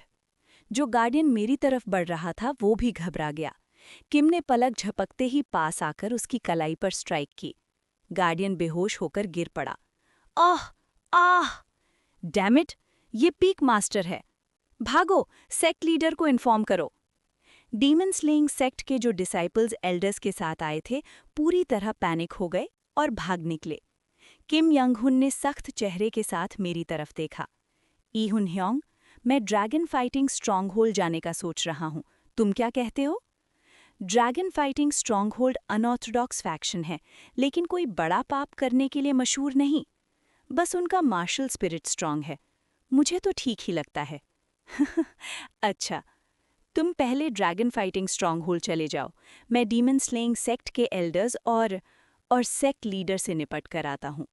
हम दोनों घर से निकले, अलग अलग दिशाओं में। मैं जल्दी जल्दी स्योक्योंग शहर के सदर्न हिस्सा की तरफ भागा, जहाँ ड्रैगन फाइटिंग स्ट्रॉन्गहोल्ड था। शाम तक ही वहाँ पहुँच पाया। स्योई हुनह्योंग, इतनी देर क्यों कर दी? डायरेक्टर, आप बस कुछ ज्यादा ही फास्ट हो। किम यांग-हुन मुझसे पहले ही ड्रैगन फाइटिंग स्ट्रॉन्गहोल्ड पहुंच चुका था। उसकी तलवार पर लगे ताज़ा खून के दाग देखकर मैंने धीरे से सांस ली। जो डायरेक्टर कभी मेरी जरा सी हिंसा देखकर भी हैरान हो जाता था, आज वो खून से सनी तलवार लिए खड़ा था। इस दुनिया में जिंदा रहने के लिए बदलना अनअवॉइडेबल है। फिर भी काश हम वापस जा पाते। अर्थ की वो नॉर्मल जिंदगी, न ये मार्शल वर्ल्ड, न ये खून। उस पल मुझे पास्ट में लौटने की एबिलिटी बिल्कुल बेकार गिफ्ट लगी। अगर लौटना ही था तो अर्थ के उस वक्त क्यों नहीं भेजा? पर अब जो हो चुका था उसे बदला नहीं जा सकता। जिंदा रहना ही पड़ेगा। मैंने खून से सनी तलवार के साथ खड़े डायरेक्टर किम यंग हुन की तरफ मुस्कुराते हुए देखा। खुशी है कि आप सुरक्षित हैं डायरेक्टर। 10 साल बीत गए। डीमन स्लेइंग सेक्ट से धोखा खा चुके किम यंग हुन ने ड्रैगन फाइटिंग स्ट्रॉन्ग होल्ड को अपनी पूरी जिंदगी दे दी और धीरे धीरे वो वहाँ का ऑफिशियल एल्डर बन गया। एल्डर बनते ही उसने और भी एडवांस्ड मार्शल आर्ट्स इकट्ठी की और जल्दी ही वो पीक मास्टर से भी आगे निकल गया। सिर्फ 10 सालों में उसने दुनिया के 3 महासॉर्ड्समैन में अपनी जगह बना ली। पर सच ये था, वो हमेशा अपनी 40% से ज़्यादा ताकत छुपा कर रखता था। अगर वो पूरी स्ट्रेंथ दिखा देता तो वो बिना किसी शक के दुनिया का नंबर 1 यांगुओ का सबसे आगे खड़ा व्यक्ति होता। उम्र का फर्क भूलकर मैंने उसे ह्योंगलिम कहना शुरू कर दिया। उसने मेरे लिए एक ऐसी मार्शल आर्ट बनाई जो बिल्कुल मेरी बॉडी और नेचर के हिसाब से थी। ये है सेवरिंग माउंटेन स्वॉर्ड्समैनशिप। इसका मतलब है इतनी शक्ति के साथ काटना कि बड़े से बड़ा पहाड़ भी 2 टुकड़ों में बँट जाए। अगर तुम इसे मास्टर कर लो तो तुम भी पीक मास्टर बन सकते हो। सिर्फ स्वॉर्ड टेक्निक ही नहीं, उसने मेरे लिए ड्रैगन वेन ची मेथड भी बनाया। ये first class internal energy technique थी, थर्ड या सेकंड क्लास से बिल्कुल अलग। प्रॉब्लम बस एक ही थी, ई हुन ह्योंग, तुम सच में थोड़े से डल हो। मेरी घटिया मार्शल टैलेंट। दुनिया के सबसे बड़े मार्शल आर्टिस्ट ने मेरे लिए पर्सनली टेक्निक बनाई, डिटेल में सिखाई और फिर भी 1 साल बाद मैं बस मुश्किल से थर्ड क्लास पकड़ के खड़ा था। क्या करें, हर किसी का टैलेंट अलग होता है। अगले 10 सालों में किम यंग हुन ने मार्शल आर्ट्स की प्रैक्टिस की और मैंने मेडिसिन का रास्ता चुना। एक्यूपंक्चर पॉइंट्स, सुई लगाने के तरीके, इलाज के मेथड्स, सब कुछ सीखा। हर्बल मेडिसिन का जो बेस पहले से था, उसकी वजह से मेडिसिन में मेरी ग्रोथ मार्शल आर्ट्स से काफ़ी तेज़ थी। इसी वजह से मैं एक ऑफिशियल मेडिकल हॉल खोल पाया और डॉक्टर के रूप में काम करने लगा। वैसे तुम शादी कब करोगे? देखते हैं, मौका आया तो। ड्रैगन फाइटिंग स्ट्रॉन्ग होल्ड का रफ माहौल शादी के लिए बिल्कुल ठीक नहीं था। कई यंग लड़कियां तो सिर्फ ये सुनकर भाग जाती थीं कि मैं ड्रैगन फाइटिंग स्ट्रॉन्ग होल्ड के मेडिकल हॉल में काम करता हूँ। शायद मुझे अपनी भाई की शादी के लिए ड्रैगन फाइटिंग स्ट्रॉन्ग होल्ड छोड़ना पड़े। क्या सच में मेरे लिए छोड़ोगे? अरे नहीं, मजाक कर रहा हूँ। वैसे भी ड्रैगन फाइटिंग स्ट्रॉन्ग होल्ड अब थोड़ा क्रैम्प्ड लगता है। वो बात सच थी। 10 सालों में 3 महासॉर्ड्समैन का टाइटल पाना और दुनिया का हिडन नंबर 1 होना, उसके लिए ये जगह छोटी पड़ रही थी। मैं ड्रैगन फाइटिंग स्ट्रॉन्ग होल्ड छोड़कर एक नई ऑर्गेनाइजेशन बनाना चाहता हूँ। क्या कहते हो? नई ऑर्गेनाइजेशन? हाँ, वुलिंग अलायंस। यांगुओ के सभी फैक्शंस को जोड़ने के लिए और कॉम्प्लिकेटेड पॉलिटिकल सिचुएशंस को बैलेंस करने के लिए। तुम मेरे साथ चलोगे? बिल्कुल, हम एक ही होम टाउन के हैं। हाँ, सेम होम टाउन के लोग अलग नहीं होते। इस तरह इस दुनिया में आए हुए 10 साल हो चुके थे जब हमने ड्रैगन फाइटिंग स्ट्रॉन्ग होल्ड छोड़ दिया। किम यांग हुन ने 2 साल तक यांगवो भर घूम घूम कर हर बड़े फैक्शन को चैलेंज किया। उनके साइन बोर्ड्स तोड़ता गया। तीसरे साल उसने सारे साइन बोर्ड्स गिरा दिए। वो सच में दुनिया का नंबर 1 बन चुका था। उसी रेप्यूटेशन के साथ वुलिंग अलायंस की स्थापना हुई।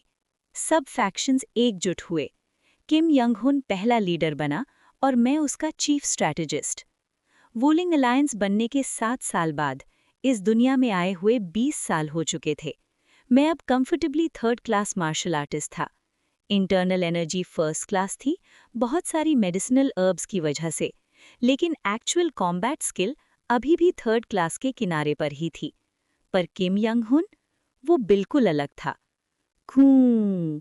अंधेरी सीक्रेट रूम में मैं उसका प्रोटेक्टर बनकर खड़ा था जब वो एनर्जी सर्कुलेशन कर रहा था। तभी वूं, रोशनी चमकी। उसके सर के ऊपर 5 एनर्जी रिंग्स जमा होने लगे। कुछ देर बाद वो 5 एनर्जी स्फीयर्स उसकी नाक और मुंह के जरिए अंदर समा गए। 5 energies converging to the origin. टुक, वुडुक, टुक टुक। उसका शरीर मुड़ने लगा। हड्डियां और मांस तेजी से बदलने लगे। ये था कंप्लीट ट्रांसफॉर्मेशन। पार्ट। एक पल के लिए तेज रोशनी चमकी और फिर मेरे सामने एक बिल्कुल नया इंसान खड़ा था।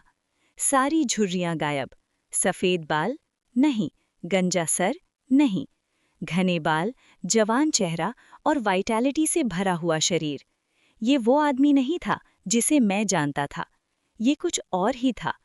ह्योंगनिम? हा। पूरा बदल चुका किम यंग हुन। ऐसा लग रहा था जैसे उसने सच में रिजुविनेशन हासिल कर ली हो। अब वो मुझसे भी काफी ज्यादा जवान दिख रहा था। सच में कमाल है भाई। मुझे देख के लगता है तुम एनर्जी से फट रहे हो। ऐसा लग रहा है जैसे तुम कुछ भी कर सकते हो। इस स्पीड से तो शायद तुम मुझसे पहले शादी कर लोगे ह्योंगनिम। वो बात गलत नहीं थी। वुलन अलायंस का चीफ स्ट्रैटेजिस्ट बनने के बाद मैं इतना ज्यादा बिजी हो गया था कि डेटिंग तो दूर, शादी के बारे में सोचने का भी वक्त नहीं मिला। अरे क्या बोल रहे हो, मैं और शादी? पर लगता नहीं था कि उसके दिमाग में भी शादी का कोई प्लान था। अर्थ पर मेरी शादी हो चुकी है। पहले 3 साल ठीक थे, उसके बाद छोड़ो, रहने दो। किम यंग हुन, जो अर्थ पर एक डायरेक्टर था, पहले ही शादीशुदा रह चुका था। अपनी पहली जिंदगी के अनुभव के बाद लगता था कि चाहे वो दुनिया का नंबर 1 ही क्यों न बन जाए, वो दोबारा शादी करने का सोचने भी नहीं वाला था।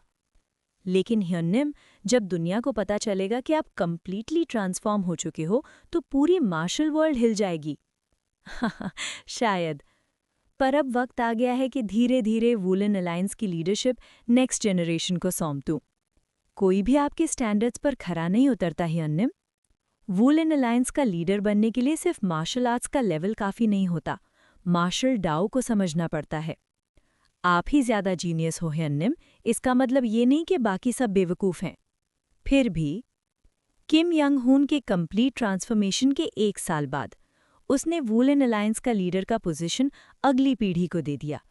मैं भी ह्योंगनिम के साथ रिटायर होना चाहता था, लेकिन सेकंड लीडर अलायंस को संभाल नहीं पा रहा था।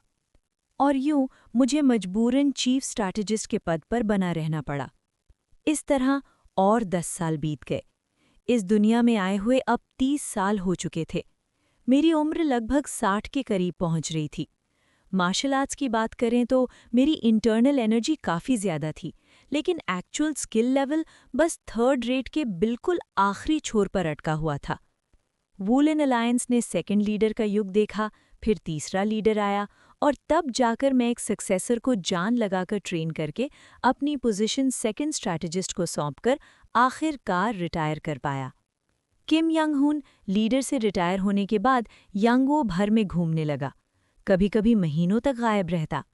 इसी वजह से वो मेरी रिटायरमेंट सेरेमनी में भी नहीं आ पाया। मैंने उसका चेहरा स्ट्रैटेजिस्ट से रिटायर होने के 1 साल बाद फिर से देखा।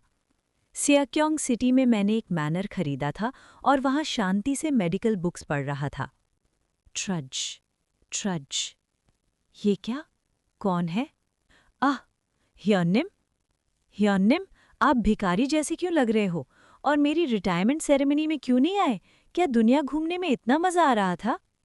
काफी सालों बाद जो आदमी मेरे सामने था, उसका चेहरा पीला था, कपड़े बिखरे हुए, और उसकी वो ओवरवेलमिंग कॉन्फिडेंस कहीं गायब हो चुकी थी।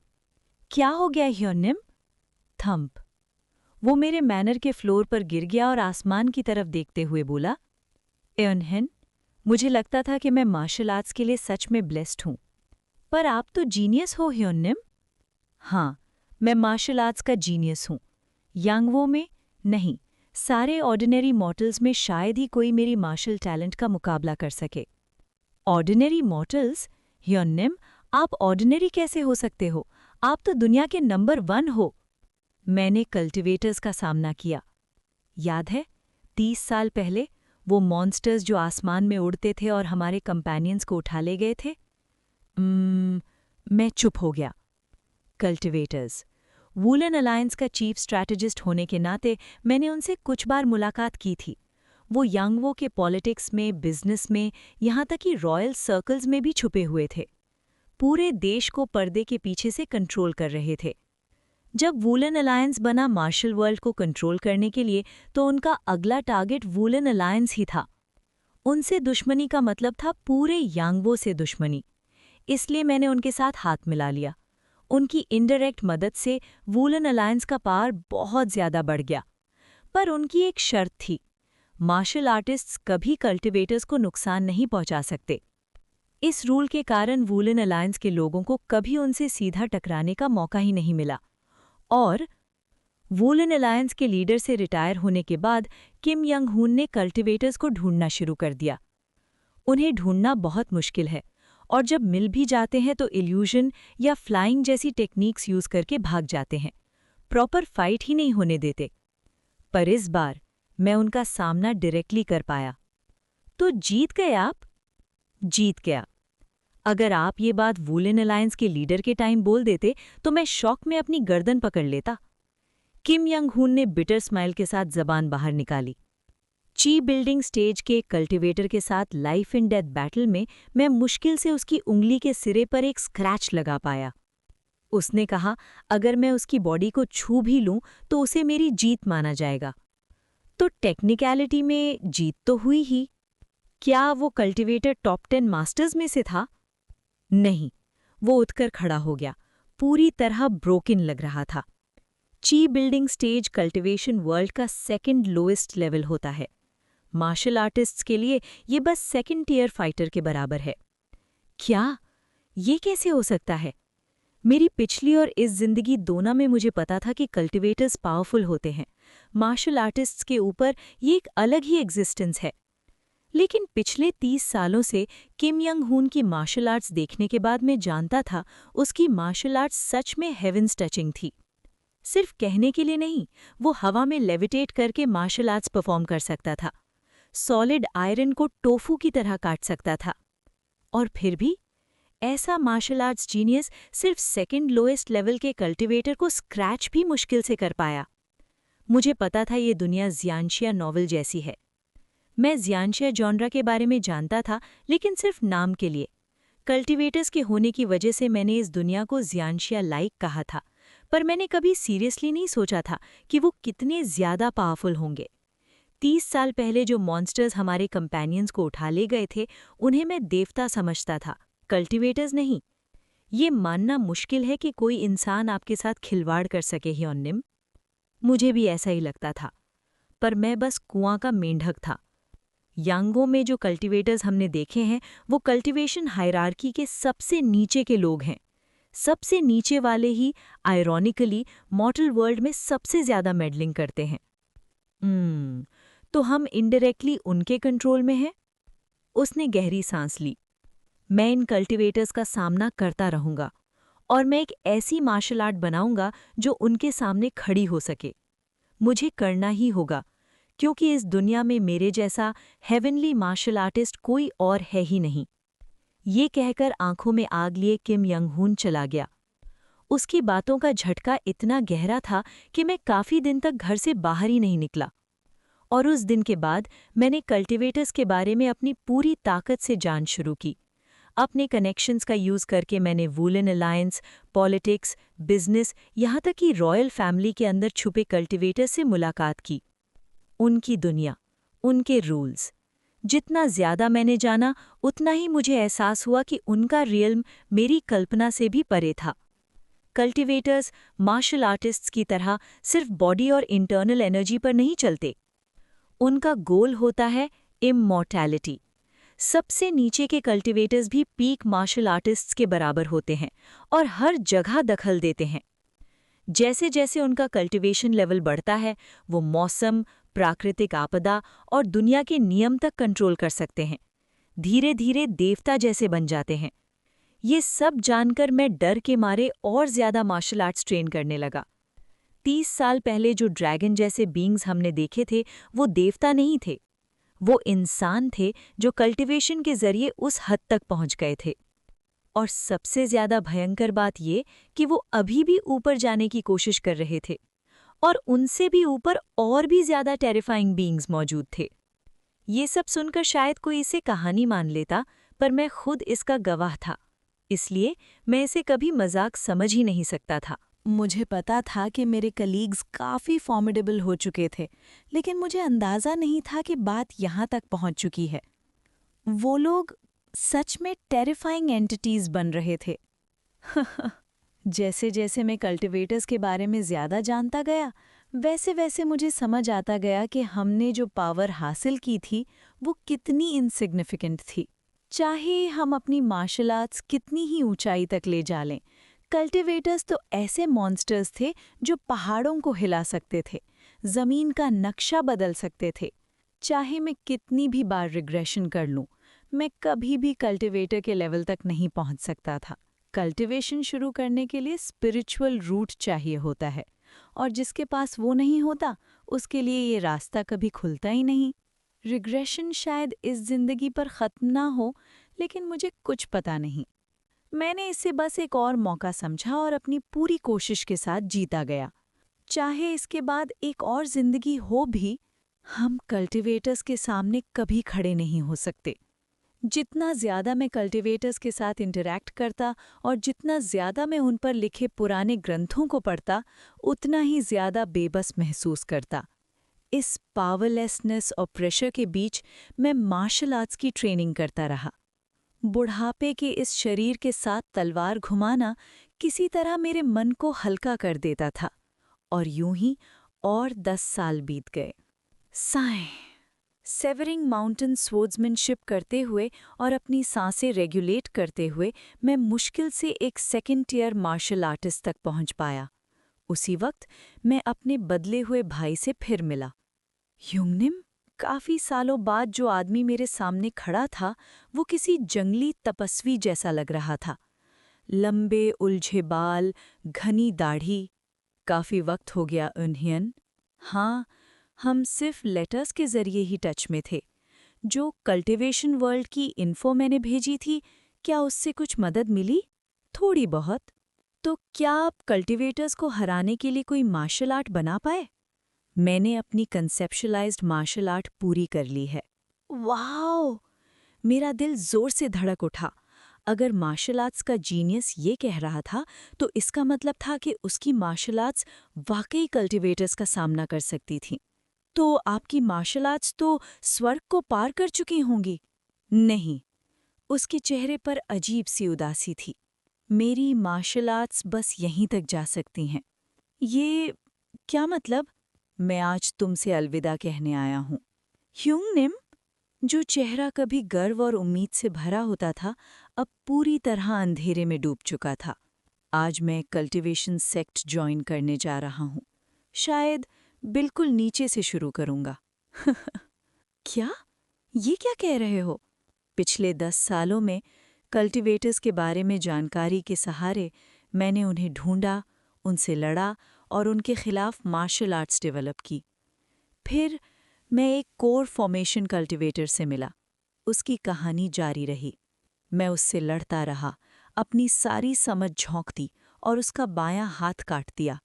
लेकिन उसने बस एक तैलिस्मान लगाया और हाथ फिर से उग गया। उसके बाद वो मुझे बच्चे की तरह खेलता रहा। उसने कहा कि उसे मेरी विल पसंद आई और वो मुझे अपनी सेक्ट में लेने को तैयार है। हारने के बाद मुझे समझ आ गया कि ये मार्शल आर्ट्स की लिमिट है। मार्शल आर्ट्स तुम्हें इससे आगे नहीं ले जा सकती। चाहे 100 साल करो या 1000 साल, फर्क नहीं पड़ेगा। इसलिए अब मैं कल्टिवेटर बनूंगा। उसकी बातें सुनते हुए मेरे होंठ कांप गए। बहुत कुछ कहना था, पर कुछ कह नहीं पाया। फिर एक बेवकूफ़ाना सवाल मेरे मुंह से निकल गया। क्या बिना स्पिरिचुअल रूट के कल्टिवेटर बनना मुमकिन नहीं होता? उस कोर फॉर्मेशन कल्टिवेटर ने कहा। उसका जवाब मेरे लिए शॉकिंग था। मार्शल आर्ट्स का 5 energies converging to the origin cultivators के 5 एलिमेंट स्पिरिचुअल रूट के बराबर होता है। जब कोई मॉर्टल मार्शल आर्ट्स के जरिए 5 energies converging to the origin तक पहुंचता है, तब उसका स्पिरिचुअल रूट अवेकन होता है। हाँ, जो क्वालिटीज़ कल्टिवेटर्स पैदा होते ही लेकर आते हैं, मॉर्टल्स उन्हें एक पूरी जिंदगी की तपस्या से जगाते हैं। उसने उदास नज़रों से आसमान की तरफ देखा। मैं मार्शल आर्ट्स का जीनियस था, पर सिर्फ मार्शल आर्ट्स का। थोड़ी देर आसमान को देखने के बाद वो खड़ा हो गया। मुझे अब जाना होगा, और भी ऊंची दुनिया की तरफ। इतना कहकर यंग हून, मेरा भाई, मूवमेंट टेक्निक से गायब हो गया। उसकी जगह एक किताब छूट गई। मैं होश हवास में नहीं था जब मैंने वो किताब उठाई। उसका टाइटल था record of transcending cultivation and exhausting martial arts. वो मार्शल आर्ट जो उसने पिछले 10 सालों में कल्टिवेटर्स के पीछे भागते हुए बनाई थी। हर पेज पढ़ते हुए सच कहूं तो मेरे जैसे सेकेंड ईयर मार्शल आर्टिस्ट के लिए ये बस हवा पकड़ना जैसा था, पर उसके जज्बात, उसकी मजबूरी और इस रास्ते को छोड़कर आगे बढ़ने का उसका संकल्प सब महसूस हो रहा था। प्रीफेस में उसका रिक्वेस्ट लिखा था, जूनियर ब्रदर्स सहू इन ह्यून, इस मार्शल आर्ट को आने वाली पीढ़ियों तक पहुंचाना।